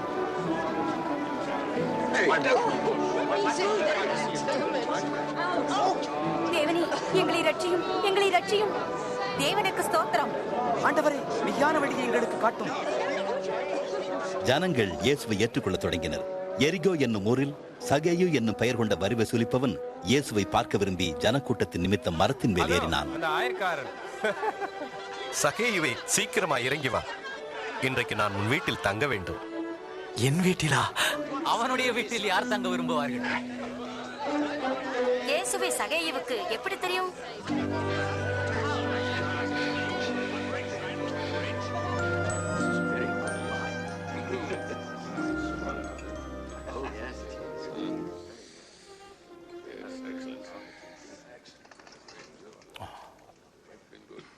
கேளுங்கள், என் ஆசையில் பாதியை ஏழைகளுக்கு கொடுக்கிறேன். நான் யாரிடமாவது அநியாயமாய் எதையாயிலும் வாங்கி இருந்தால் நாளத்தனையாக திரும்ப கொடுத்து விடுகிறேன்.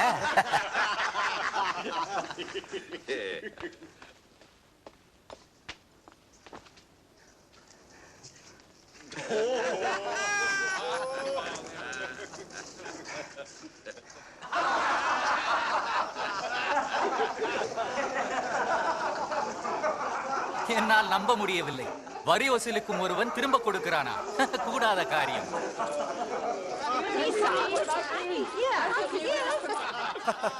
இன்றைக்கு இந்த வீட்டுக்கு ரட்சிப்பு வந்தது. இவனும் ஆபிரகாமுக்கு குமாரனாயிருக்கிறான். இழந்து போனதை தேடவும் ரட்சிக்கவுமே மனுஷகுமாரன் வந்திருக்கிறார்.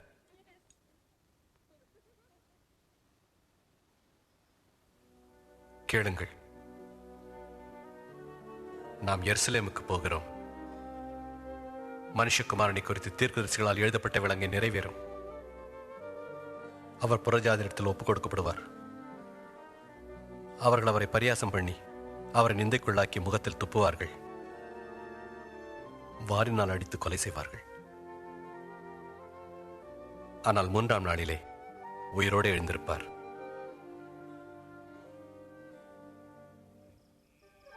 மனுக்குலத்தின் பாவத்திற்காக தாம் அங்கே பலியாக போவதை இயேசு அறிந்திருந்த போதிலும் எருசலேமுக்கு போகும் வழியையே தெரிந்து கொண்டார். அவர் வருவதைக் கண்ட அநேக ஜனங்கள் சந்தோஷப்பட்டு அவரை தங்கள் ராஜா என்று புகழ்ந்து கூறினார்கள்.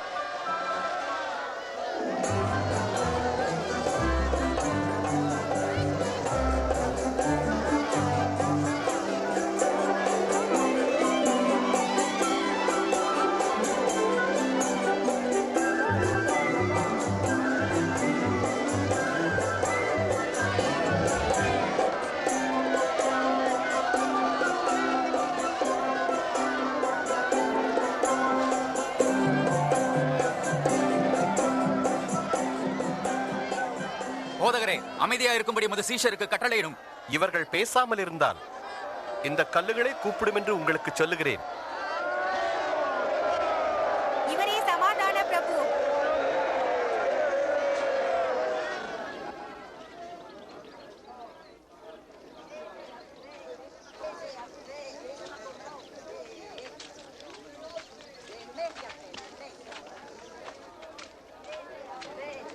இயேசு எருசலேமுக்கு அருகில் வந்தபோது அதை கண்டு அதற்காக கண்ணீர் விட்டார். இந்நாளிலாவது உனக்கு கிடைத்த உன் சமாதானத்துக்கு ஏற்றவர்களை நீ அறிந்திருந்தாயனால் நலமாயிருக்கும். இப்பொழுது அவைகள் உன் கண்களுக்கு மறைவாக உன் சத்துருக்கள் உன்னை சூழ மதில் எழுப்பி உன்னை வளைந்து கொண்டு எப்பக்கத்திலும் உன்னை நெருக்கி அழித்திடுவார்கள். உன்னையும் உன் பிள்ளைகளையும் தரையோடு தரையாக்கி உன்னிடத்தில் ஒரு கல்லின் மேல் ஒரு கல்லிராதபடிக்கு செய்யும் நாட்கள் உனக்கு வரும்.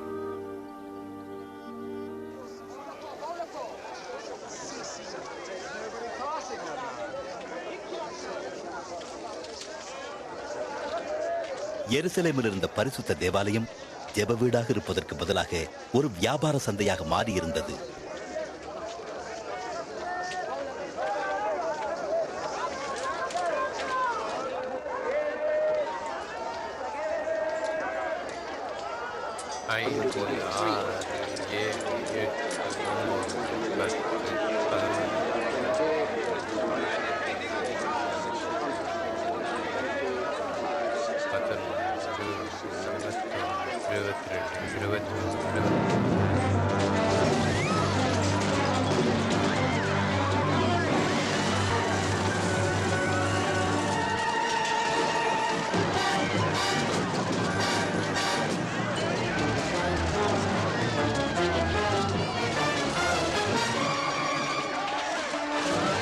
என்னுடைய வீடு ஜெப வீடாயிருக்கிறது என்று எழுதியிருக்கிறது, நீங்களோ அதை கள்ளர் குகையாக்கினீர்களே.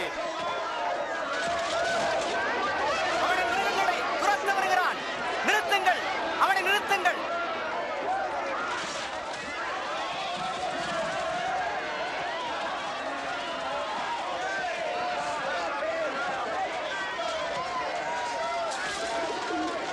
காவலாளியை கூப்பிடுங்கள், சீக்கிரம் கூப்பிடுங்கள்.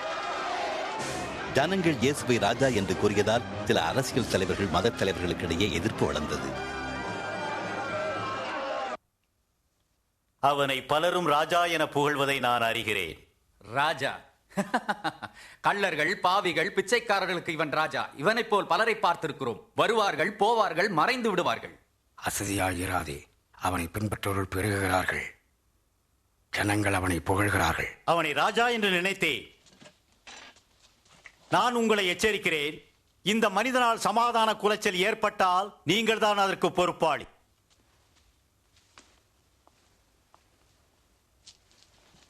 அவர் கூறுவது உண்மைதான். கலிலேயனை பிடிப்பதற்கு இது நல்ல நேரம். மாய்மாலமான பரிசேயரையும் வேத பாரகரையும் அவர் அதிகமாக கண்டித்து உணர்த்துவதைக் கண்ட யூதர்களில் அநேகர் அவரை பின்பற்றினார்கள். அதே சமயத்தில் அவரை விரோதித்தவர்களின் கூட்டமும் பெருகியது. இயேசு தேவாலயத்தில் இருக்கும்போது ஒரு ஏழை விதவை 2 காசை காணிக்கையாக கொடுப்பதை கண்டார். இதைவிட அதிகமாக உன்னால் கொடுக்க முடியாதா? நான் சொல்லுகிறேன், இந்த ஏழை விதவை மற்றெல்லாரை பார்க்கிலும் அதிகமாய் கொடுத்தாள். அவர்கள் எல்லாரும் தங்கள் பரிபூர்ணத்திலிருந்து எடுத்து தேவனுக்கென்று காணிக்கை கொடுத்தார்கள். இவளோ தன் வறுமையிலிருந்து தன் ஜீவனத்துக்கு உண்டாயிருந்ததெல்லாம் கொடுத்து விட்டாள். எங்களுக்கு சொல்லும், இவைகளை சொல்ல உமக்கு என்ன அதிகாரம் உண்டு? இந்த அதிகாரத்தை உமக்கு கொடுத்தவர் யார்? நான் ஒரு கேள்வி கேட்கிறேன். யோவான் கொடுத்த ஸ்நானம் தேவனால் உண்டாயிற்றோ அல்லது மனுஷனால் உண்டாயிற்றோ?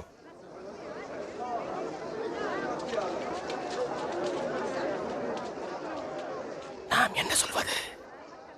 தேவனிடத்திலிருந்து உண்டாயிற்று என்றால் ஏன் யோவானை விசுவாசிக்கவில்லை என்று கேட்பார். மனுஷனால் உண்டாயிற்று என்று சொல்லுவோமானால் இந்த ஜனங்கள் நம்மை கல்லறிவார்கள். ஏனென்றால் யோவானை தீர்க்கதரிசி என்று எண்ணுகிறார்கள்.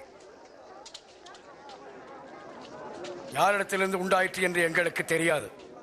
நானும் இன்ன அதிகார தலைவர்களை செய்கிறேன் என்று கூறப்போவதில்லை.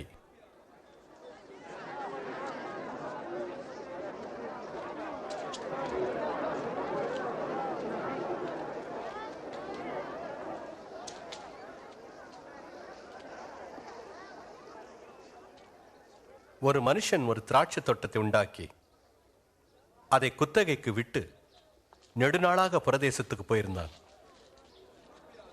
கனிகளில் தன் பாகத்தை கொடுத்து அனுப்பும்படி ஒரு ஊழியக்காரனை அனுப்பினான். அந்த தோட்டக்காரர் அந்த ஊழியக்காரனை அடித்து அவனை வெறுமையாக கனிகள் ஏதுமின்றி அனுப்பிவிட்டார்கள். வேறொரு ஊழியனை அனுப்பினான். அவனையும் அவர்கள் அடித்து அவமானப்படுத்தி வெறுமையாக அனுப்பிவிட்டார்கள். மூன்றாம் தரம் ஒரு ஊழியக்காரனை அனுப்பினான். அவனையும் அவர்கள் காயப்படுத்தி துரத்தி விட்டார்கள். அப்பொழுது திராட்சை தோட்டத்தின் எஜமான் தனக்குள் சொல்லிக் கொண்டான், நான் என்ன செய்யலாம்? எனக்கு பிரியமான குமாரனை அனுப்புவேன், அவனையாகிலும் கண்டு அஞ்சுவார்கள். தோட்டக்காரர் அவனை கண்டபோது, இதோ இவன் சுதந்திரவாளி, சுதந்திரம் நம்முடையதாயிருக்கும்படி இவனை கொல்லுவோம் வாருங்கள் என்று ஒருவருக்கொருவர் சொல்லிக் கொண்டார்கள். பிறகு என்ன நடந்தது? பின்பு திராட்சை தோட்டத்திற்கு வெளியே தள்ளி கொன்றார்கள். இப்படி இருக்க அந்த திராட்சை தோட்டத்தின் எஜமான் அவர்களை என்ன செய்வான்? அந்த தோட்டக்காரரை சங்கரித்து திராட்சை தோட்டத்தை மற்றவனுக்கு கொடுப்பான். இந்த வேத வாக்கியத்தின் கருத்து என்ன? வீடு கட்டுகிறவர்கள் ஆகாதென்று தள்ளின கல்லே மூளைக்கு தலைக்கல்லாயிற்று, அதுவே முக்கிய கல்லுமாயிற்று. அந்த கல்லின் மேல் விழுகிறவன் எவனோ அவன் நொறுங்கி போவான். அந்த கல் எவன் மேல் விழுகின்றதோ அது அவனை நசுக்கி போடும். போதகரே, நீர் சொல்லுவதும் போதிப்பதும் நியாயம் என்று எங்களுக்கு தெரியும். முகதாட்சியம் இல்லாமல் மனிதனுடைய தகுதியை மதிப்பதில்லை என்றும் அறிவோம். ஆனால் நீர் தேவ சித்தம் என்னதென்று போதிக்கிறீர். நீர் சொல்லும், நாங்கள் ரோமராயனுக்கு வரி செலுத்துவது சரியானதா தவறானதா? இதில் எது நியாயம்? ஆண்டவரே, கவனமாயிரும், அவன் தந்திரசாலி. ஒரு வெள்ளி நாணயத்தை காண்பியுங்கள்.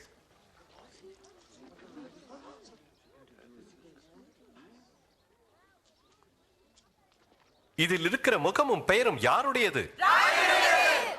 அப்படியானால் ராயனுடையதை ராயனுக்கு கொடுங்கள், தேவனுடையதை தேவனுக்கு கொடுங்கள். அதற்கு உங்கள் பதில் என்ன? பஸ்காவை பலியிட வேண்டிய புளிப்பில்லாத அப்ப பண்டிகை நாள் வந்தது.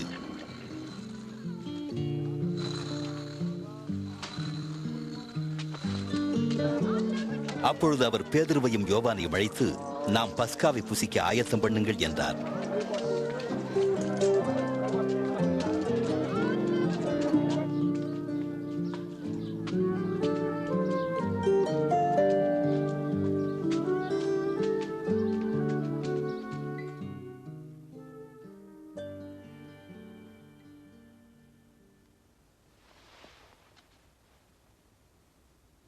நான் பாடுபடுவதற்கு முன்னே உங்களுடனே கூட இந்த பஸ்காவை புசிக்க ஆசையா இருந்தேன்.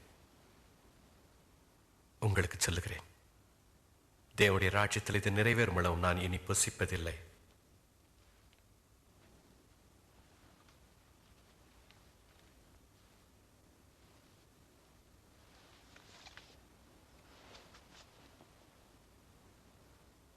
என் தேவனாகிய கர்த்தாவே, சர்வலோக ராஜா, திராட்சை செடியிலிருந்து கனியை கொடுப்பவரே நீர் வல்லவர்.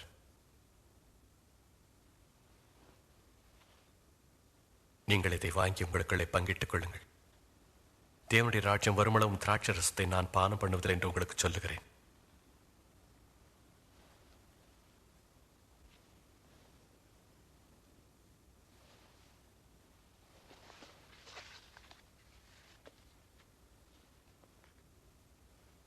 என் தேவனாகிய கர்த்தாவே, சர்வலோக ராஜா, பூமியின் பலனில் அப்பத்தை தருபவரே நீர் வல்லவர்.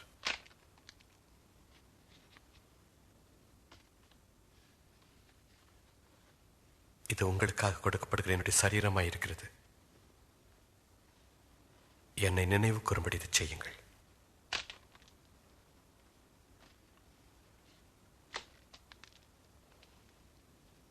இந்த பாத்திரம் உங்களுக்காக சிந்தப்படுகிற என்னுடைய இரத்தத்தினாலாகிய புதிய உடன்படிக்கையா இருக்கிறது.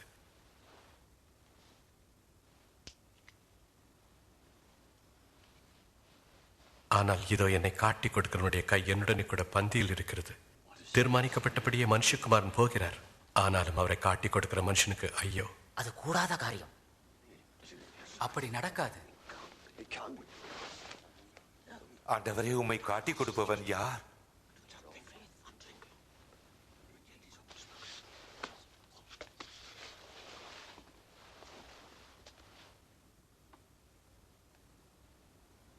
உங்களில் பெரியவன் சிறியவனைப் போல இருக்க கடவன்.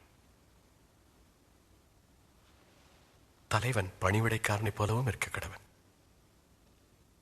பந்தியில் இருக்கிறவனோ பணிவிடை செய்கிறவனோ எவன் பெரியவன்? பந்தி இருக்கிறவன் அல்லவா? அப்படி இருந்தும் நான் உங்கள் நடுவிலே பணிவிடைக்காரனைப் போல இருக்கிறேன். எனக்கு நேரிட்ட சோதனைகளில் என்னோடு கூட நிலைத்திருந்தவர்கள் நீங்களே. ஆகையால் என் பிதா எனக்கு ஒரு ராஜ்யத்தை ஏற்படுத்தினது போல நானும் உங்களுக்கு ஏற்படுத்துகிறேன்.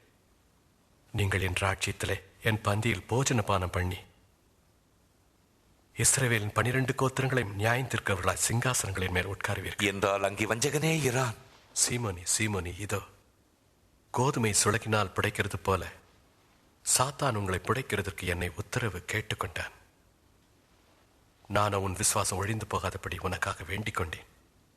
நீ குணப்பட்ட பிறகு உன் சகோதரரை ஸ்திரப்படுத்துவாயாக. ஆண்டவரே, நான் உம்மோடு சிறைப்படுவதற்கும் மரிக்கவும் ஆயத்தமாயிருக்கிறேன். பேதுருவே, இன்றைக்கு சேவல் கூவதற்கு முன்னே நீ என்னை 3 தரம் மறுதலிப்பா என்று உனக்கு சொல்லுகிறேன்.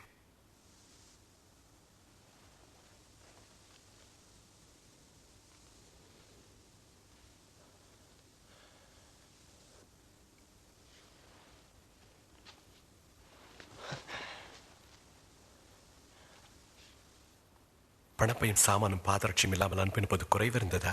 இல்லை, ஒரு குறைவும் இல்லை. பணப்பையும் சாமான் பையும் உடையவன் அவைகளை எடுத்துக்கொள்ள கடவன். பட்டயம் இல்லாதவன் தன் வஸ்திரத்தை விற்று ஒன்றை கொள்ள கடவன். அக்கிரமக்காரில் ஒருவராக எண்ணப்பட்டார் என்கிற வாக்கியம் நிறைவேற வேண்டியதாயிருக்கிறது. என்னை பற்றிய காரியங்கள் முடிவு பெறும் காலம் வந்திருக்கிறது. ஆண்டவரே, இதோ இங்கே 2 பட்டயம் இருக்கிறது.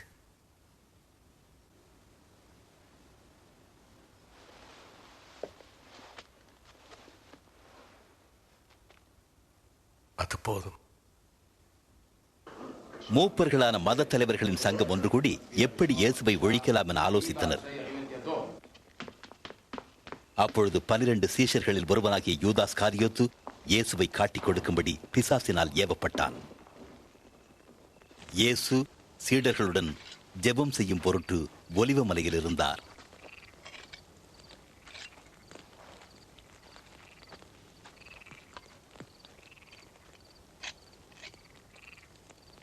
நீங்கள் சோதனைக்குட்படாதபடிக்கு ஜெபம் பண்ணுங்கள்.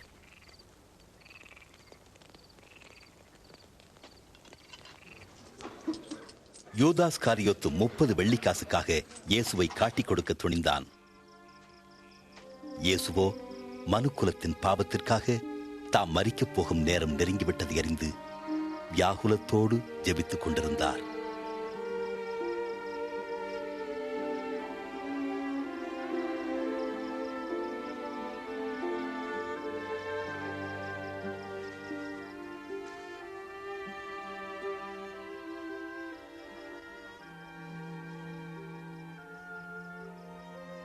பிதாவே, உமக்கு சித்தமானால் இந்த பாத்திரம் என்னை விட்டு நீங்கும்படி செய்யும். ஆயினும் என்னுடைய சித்தத்தின்படி அல்ல, உம்முடைய சித்தத்தின்படியே ஆக கடவுது. வானத்திலிருந்து ஒரு தூதன் தோன்றி அவரை பலப்படுத்தினான். அவருடைய வேர்வை இரத்தத்தின் பெருந்துளிகளாய் தரையில் விழுந்தது.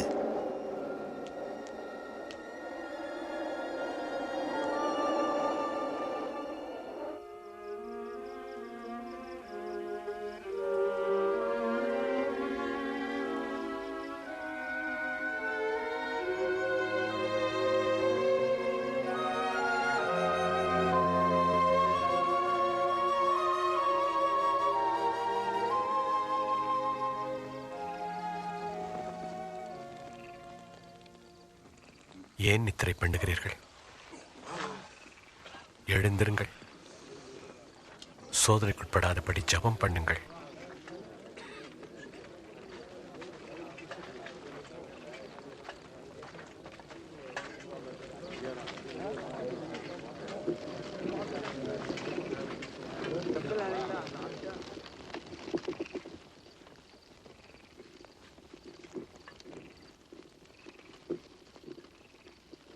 யூதாஸ்,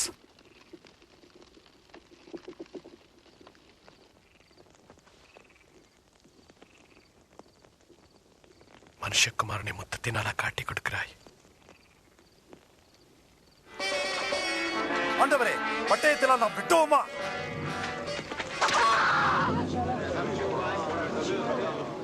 இவனை கைது செய்யுங்கள். போதும், நிறுத்துங்கள்.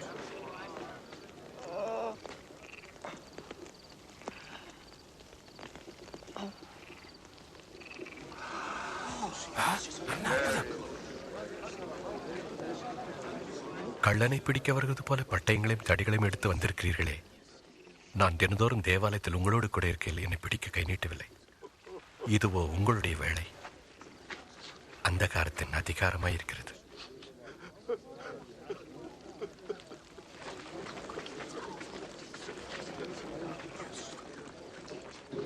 அவனை கைது செய்யுங்கள்.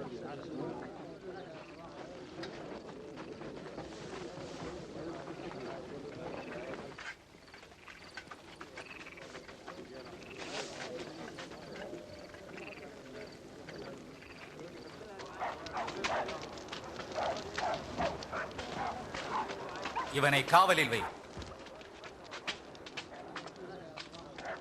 சேவகர்கள் அவரை முற்றத்திலே கொண்டு போய் நிறுத்தி யூதருடைய ராஜா என்று கூறி பரிகாசம் செய்தனர். இது ராஜா அணிந்திருந்த அங்கி. இன்னைக்கு என்ன நடக்க போறது எங்களுக்கு சொல்லும். எங்களை ரட்சிக்க போகும் ராஜா நீயா? சொல்லும், நீயா எங்களை ரட்சிக்க போகிறாய்? இந்த மனிதனும் இயேசுவோடு இருந்தவன் தான். அம்மா, எனக்கு அவரை தெரியாது. இவர்களை நான் ஒன்றாக பார்த்திருக்கிறேனே.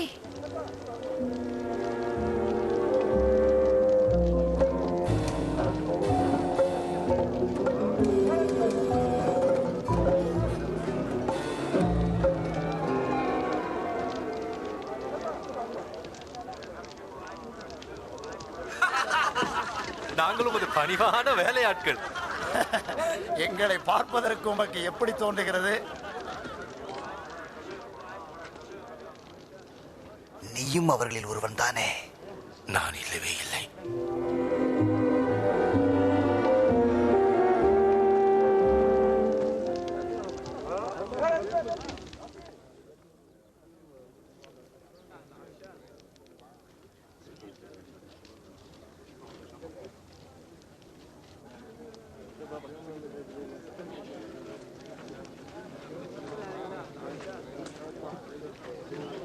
இந்த மனுஷன் இயேசுடன் இருந்தவன் என்பதில் எந்தவித சந்தேகமும் இல்லை.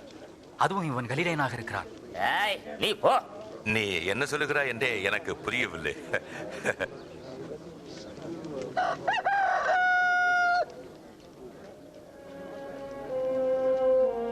இயேசு திரும்பி பேதுருவை நோக்கி பார்த்தார். உடனே பேதுரு, சேவல் கூவுகிறதற்கு முன்னே நீ என்னை 3 தரம் மறுதலிப்பாய் என்று இயேசு சொன்னதை நினைவு கூர்ந்தான்.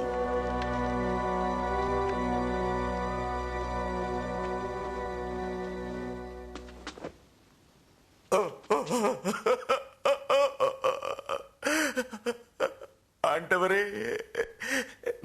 உம்மை நான் அறியேன் என்று மறுதலித்து விட்டேன். ஆண்டவரே, உம்முடைய அதிகாரத்தையும் உம்முடைய கருணையும் மறந்து உமக்கு துரோகம் செய்து விட்டேன். உம்முடைய வார்த்தையை மீறி உமக்கு விரோதமாய் பாவம் செய்தே. ஆண்டவரே, என்னை மன்னியும். உம்முடைய அன்பிலிருந்து என்னை விலக்கி விடாதே ஐயா. நான் உம்மை மறுதலித்து விட்டே. என்னை மன்னியும் அப்பா. ஆண்டவரே, என்னை மன்னியும்.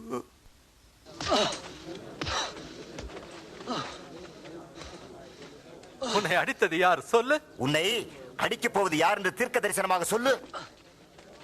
நிறுத்துங்கள். நான் சொல்லுகிறேன், நிறுத்துங்கள். இவனை ஆலோசனை சங்கத்திற்கு அழைத்து வாருங்கள். எழுந்திரு.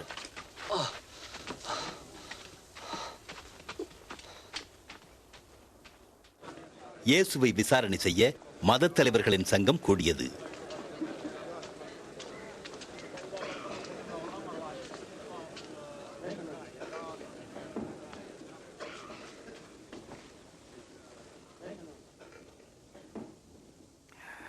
சொல்லும், நீர்தான் மேசியாவா? நான் சொன்னாலும் நீங்கள் நம்ப மாட்டீர்கள். நான் உங்களை கேள்வி கேட்டாலும் நீங்கள் பதில் சொல்ல மாட்டீர்கள்.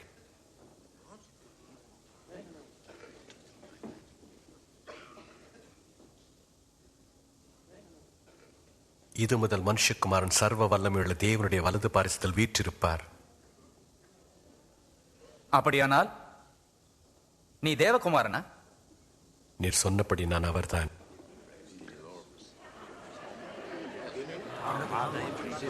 அதை சொல்ல அவனுக்கு அதிகாரம் கொடுத்தது யார்? குற்றவாளி. இவன் இங்கு சொன்னதைத்தான் நாம் அனைவரும் கேட்டோமே.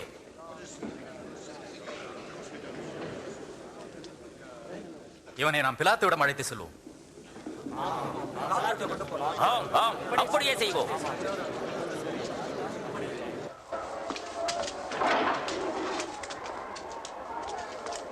நட.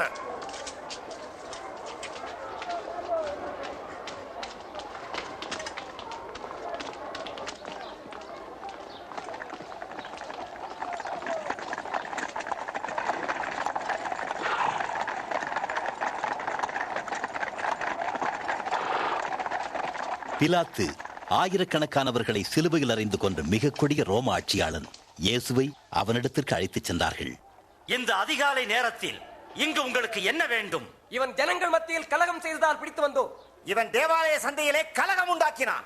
இவனுக்கு என்ன தண்டனை கொடுக்க போகிறீர்? அவனை தண்டியும். இந்த மனுஷனை தண்டிக்க இவனிடத்தில் நான் ஒரு குறையும் காணவில்லை. இவன் குற்றவாளி என்று நாங்கள் கண்டுபிடித்தோம். ராயனுக்கு வரி கொடுக்க வேண்டாம் என்றும் தன்னையே மேசியா என்றும் தான் ஒரு ராஜா என்றும் சொல்லுகிறான்.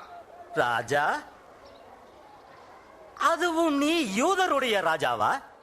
நீர் சொல்லுகிறபடியே. இவன் கலிலேயா நாடு தொடங்கி இப்போது இங்கேயும் வந்து விட்டான்.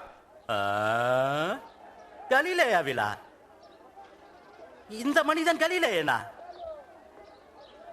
அப்படி என்றால் இவனை நாம் ஏரோதிடமே ஒப்படைப்போம். அவன் இன்னும் எருசலேமில் இருக்கிறான் அல்லவா? ஏரோதிடமே கொண்டு போங்கள்.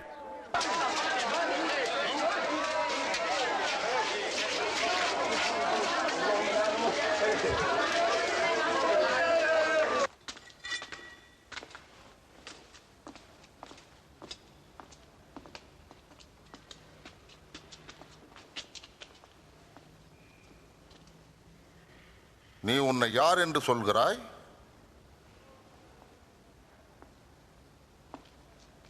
நீ சீஷர்கள் என்று அழைப்பவர்கள் யார்?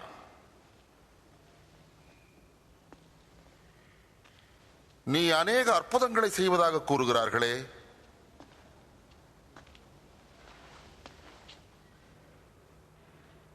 எங்கே? எனக்கும் ஒன்று செய். எங்கள் அரசே, இவன் ஜனங்களை ஏமாற்றி வசப்படுத்தி தன் பட்சமாக்கி கொண்டு தன்னை ஒரு ராஜா என்கிறான். இந்த மனுஷனா ராஜாவா?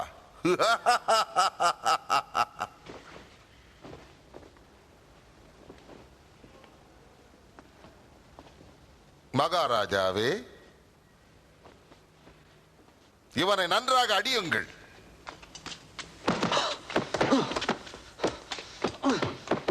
இவனை பிலாத்துவினிடமே அழைத்துச் செல்லுங்கள். இது அவனுடைய ஆட்சிக்குட்பட்டது.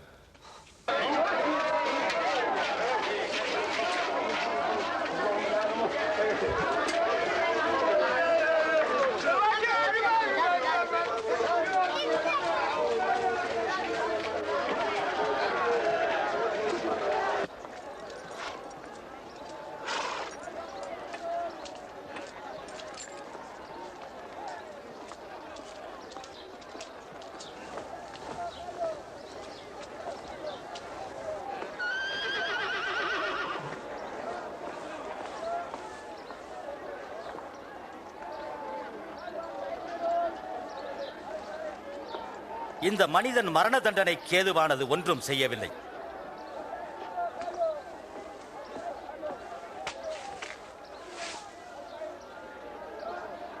ஆகையால் இவனை சாட்டையால் அடிப்பித்து விடுதலையாக்குகிறேன். பண்டிகை தோறும் ஒரு குற்றவாளியை எங்களுக்கு விடுதலையாக்குவது உமது கடமை அல்லவா? பரபாசை எங்களுக்கு விடுதலை செய்யும். ஆமாம். இந்த மனிதனை தீர்த்துவிடும். ஆமாம், பரபாசை எங்களுக்காக விடுதலை செய்யும். அவனை சிலுவையில் அறையும். அவனை சிலுவையில் அறையும். நீங்கள் இவனை சாட்டையால் அடியுங்கள்.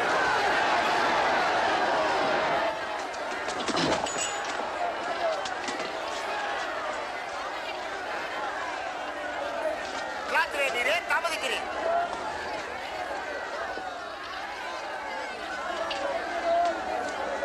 அவர் இயேசு.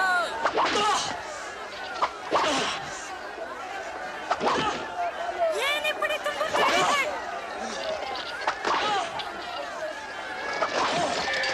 அவரை விட்டுவிடும். அவர் மேசியா. அவர் ஒரு தவறும் செய்யவில்லையே.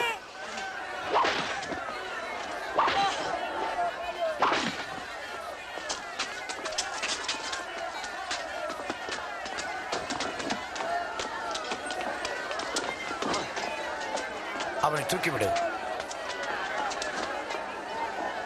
இயேசுவை சிலுவையில் அறைய வேண்டும் என்று அவர்கள் மிகுந்த சத்தமிட்டுக் கொண்டே இருந்தார்கள்.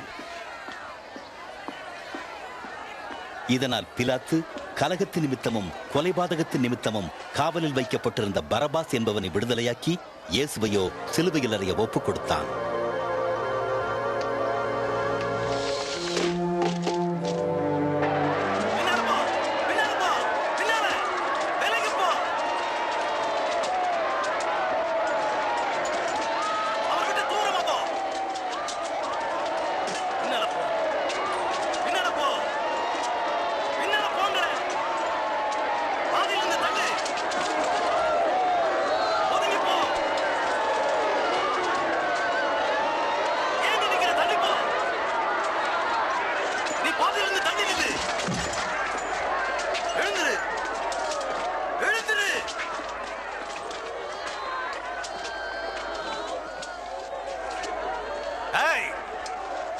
உன் பேர் என்ன? சிரேனே என்னும் ஊரை சேர்ந்த சீமோன். இப்படி வா முன்னால. கயிறை வெட்டு.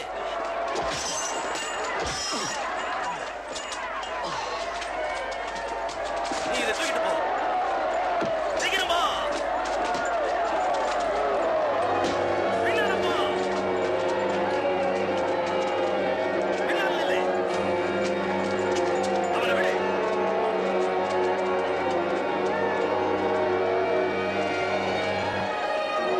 பாதையிலிருந்து தள்ளி தூரம் இல்லை.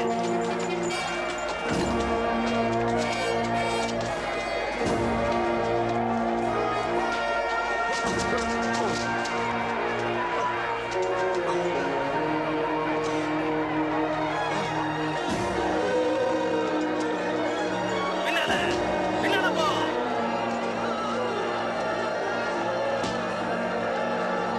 பின்னால போ.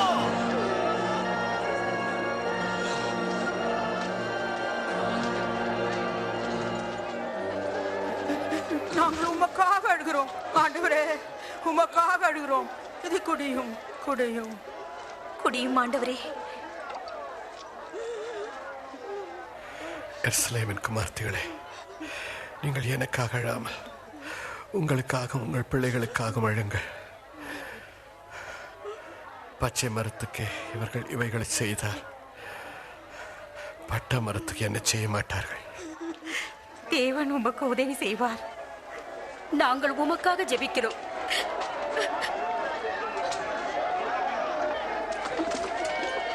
போ. சீக்கிரம் வா. நீ வேகமா போ. எல்லாம் நீ முன்னால போ. எல்லாம் சீக்கிரம் வா முன்னால. சீக்கிரம் சீக்கிரம் போயிட்டே இரு. நீ போ. வா நீ. நீ போயிட்டே இரு. போய் போ.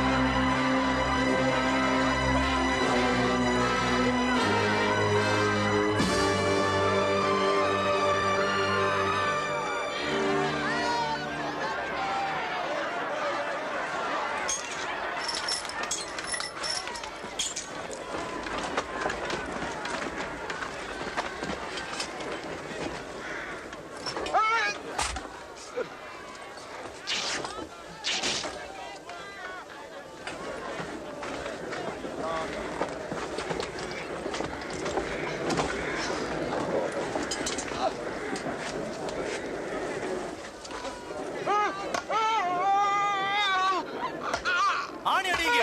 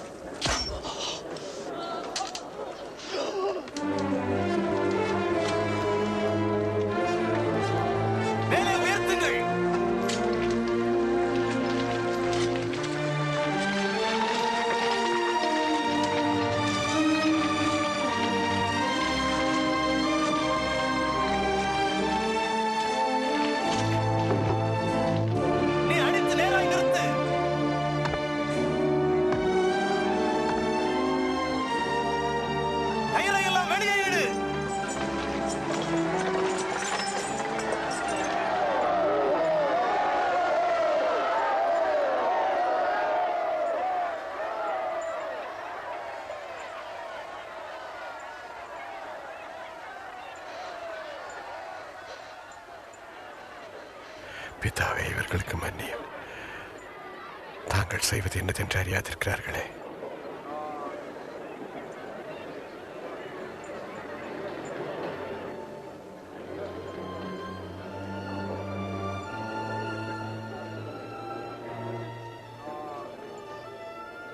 இவன் மற்றவர்களை ரட்சித்தார், இப்போது தன்னைத்தானே ரட்சித்துக் கொள்ளட்டும்.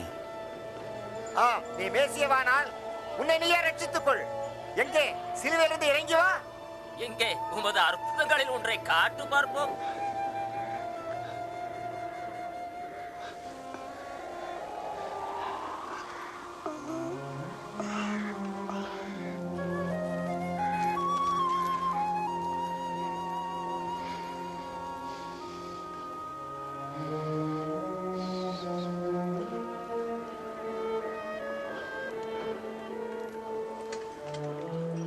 தீர்க்கதரிசிகள் உரைத்த தீர்க்க தரிசனம் நிறைவேறும்படி இயேசு 2 கள்ளர்களின் மத்தியில் சிலுவையில் அறையப்பட்டார்.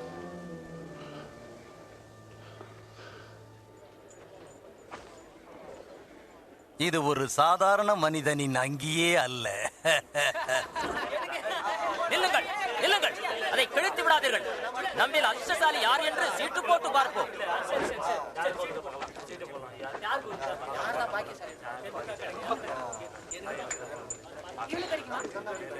நீ அதை வைத்துக் கொண்டு என்ன செய்ய போகிறாய்?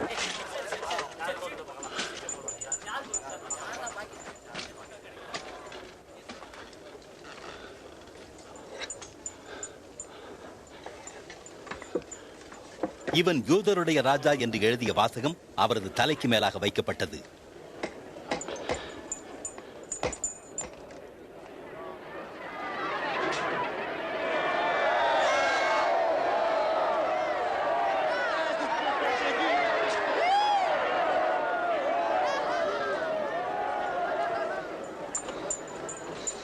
நீ யூதருடைய ராஜாவானால் உன்னை நீ ரட்சித்துக் கொள்.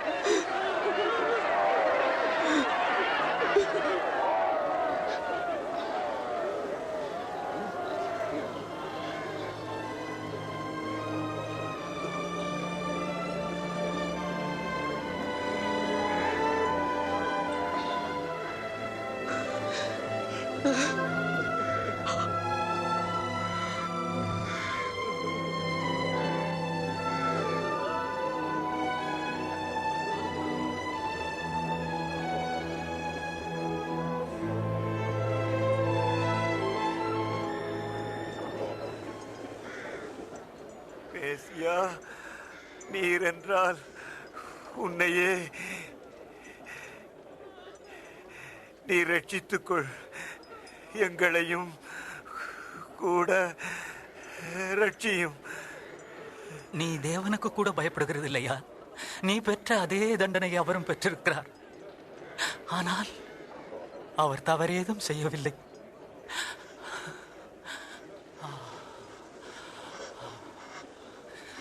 இயேசுவே, உம்முடைய ராஜ்யத்தில் வரும்போது அடியேனை நினைத்தருளும். மெய்யாகவே உனக்கு சொல்லுகிறேன், இன்றைக்கு நீ என்னுடனே கூட பரதேசியில் இருப்பாய்.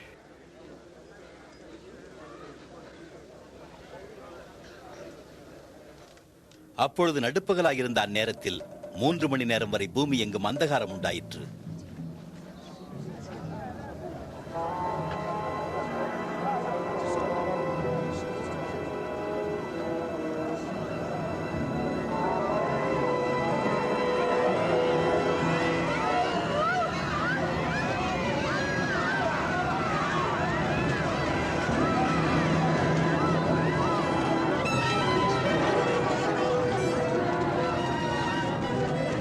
தேவாலயத்தின் திரைச்சீலை மேல் தொடங்கி கீழ்வரைக்கும் 2ஆக கிழிந்தது.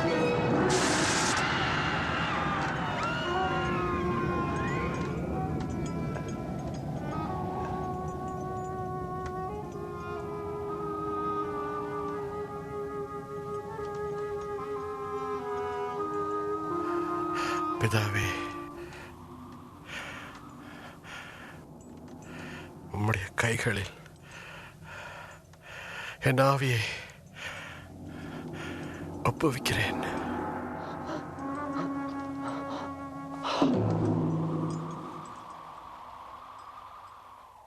நடந்த சம்பவங்களை கண்ட சேனை தலைவன் தேவனை மகிமைப்படுத்தி கூறியதாவது: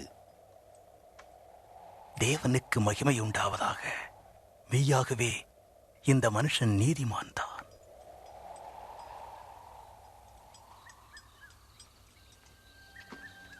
உத்தமனும் நீதிமானுமாயிருந்த அரிமத்தியா என்னும் ஊரைச் சேர்ந்த யோசேப்பு யூதர்களின் மத ஆலோசனை சங்கத்தின் செய்கைக்கு உடன்படாதவனாக இருந்தான். அவன் ஓய்வு நாள் தொடங்குவதற்கு முன்பு பொந்தியு பிலாத்துவிடம் சென்று இயேசுவின் சரீரத்தை கல்லறையில் வைக்க அனுமதி பெற்றுக் கொண்டான்.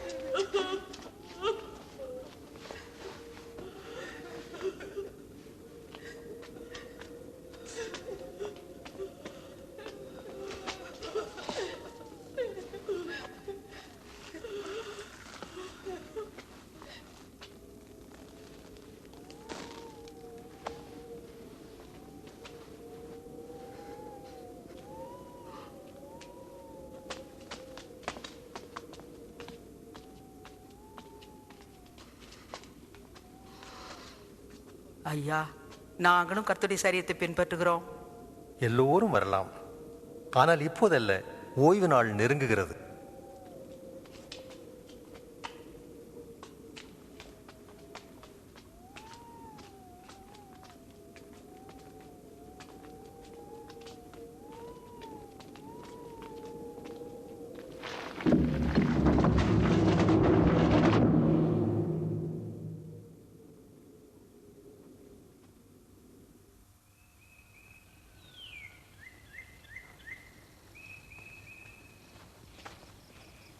ஞாயிற்றுக்கிழமை அதிகாலையிலே தாங்கள் ஆயத்தம் பண்ணின வாசனை மிக்க கந்தவர்க்கங்களை எடுத்துக்கொண்டு கல்லறை இருக்கும் இடத்திற்கு வந்தார்கள். கல்லறையை அடைத்திருந்த கல் புரட்டி தள்ளப்பட்டிருப்பதை கண்டார்கள். உள்ளே நுழைந்த அவர்கள் ஆண்டவராகிய இயேசுவின் சரீரத்தை காணவில்லை.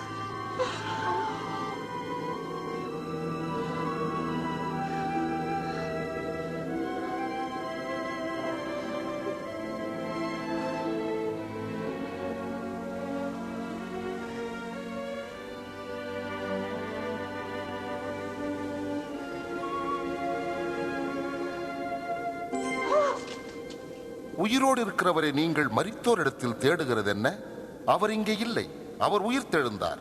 மனுஷகுமாரன் பாவிகளான மனுஷர் கைகளில் ஒப்புக் கொடுக்கப்படவும் சிலுவையில் அறையப்படவும் 3ஆம் நாளில் எழுந்திருக்கவும் வேண்டும் என்பதாக அவர் கலிலேயா என்னும் நாட்டில் இருந்தபோது உங்களுக்கு சொன்னதை நினைவு கூறுங்கள்.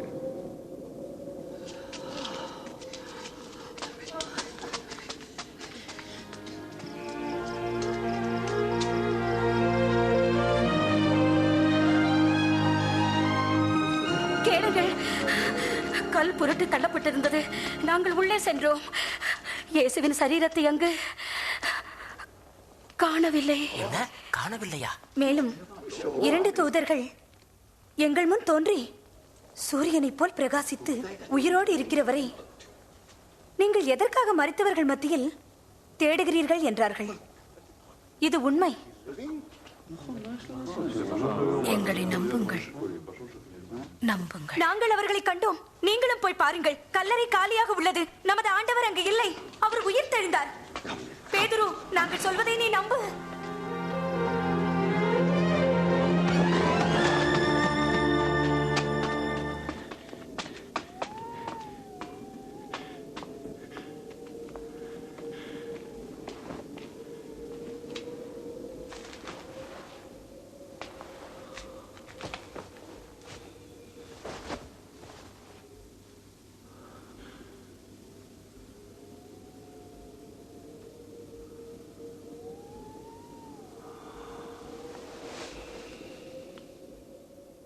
இயேசு தம்முடைய சீஷர்களில் 2 தரிசனமானார்.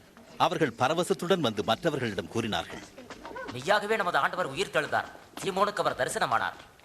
வரும் வழியில் அவரை நாங்கள் அறிந்து கொள்ளவில்லை. ஆனால் அவர் அப்பம் பெற்ற போது நாங்கள் அவரை அறிந்து கொண்டோம். அவர் எம்மாவுக்கு போனது எவ்வளவு வியப்பாக இருக்கிறது.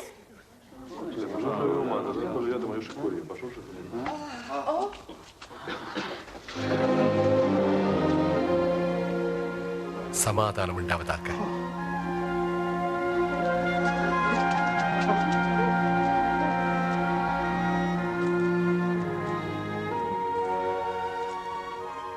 நீங்கள் ஏன் கலங்குகிறீர்கள்?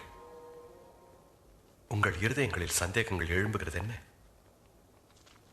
என் கைகளையும் கால்களையும் பாருங்கள்.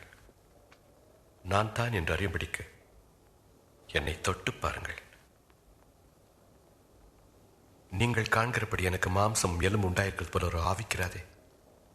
நான் உங்களோடு இருந்தபோது உங்களுக்கு சொன்ன விசேஷம் இதுவே. மோசேயின் நியாயப்பிரமாணத்திலும் தீர்க்கதரிசன ஆகமங்களிலும் சங்கீதங்களிலும் என்னை குறித்தவர்கள் யாவும் நிறைவேற வேண்டியதே. எழுதியிருக்கிறபடி கிறிஸ்து பாடுபட்டு மரித்து 3ஆம் நாளில் மரித்தோரிலிருந்து எழ வேண்டியதாயிற்று. அவருடைய நாமத்தினாலே மனம் திரும்புதலும் பாவ மன்னிப்பும் எருசலேம் தொடங்கி சகல தேசத்தாருக்கும் பிரசங்கிக்கப்படவும் வேண்டும். நீங்கள் இவைகளுக்கு சாட்சிகளாய் இருக்கிறீர்கள். என் பிதா வாக்குத்தத்தம் பண்ணினதை நான் உங்களுக்கு அனுப்புகிறேன். பரத்திலிருந்து வரும் பலனால் தரிப்பிக்கப்படும் வரை நீங்கள் எருசலேமில் காத்திருங்கள்.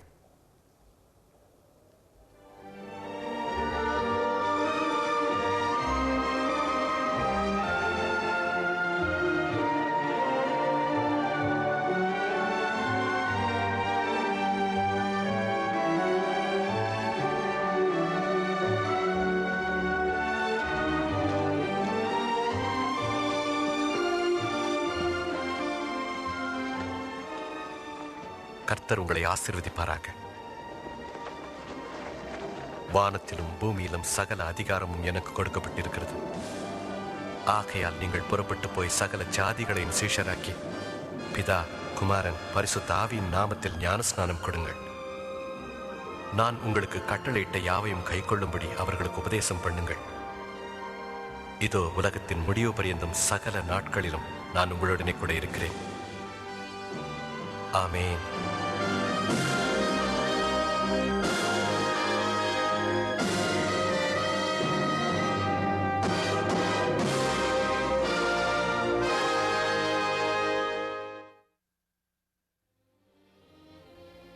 ஆண்டவராகிய இயேசுவின் சரீரத்தை வைத்த கல்லறை இன்றும் வெறுமையாக உள்ளது.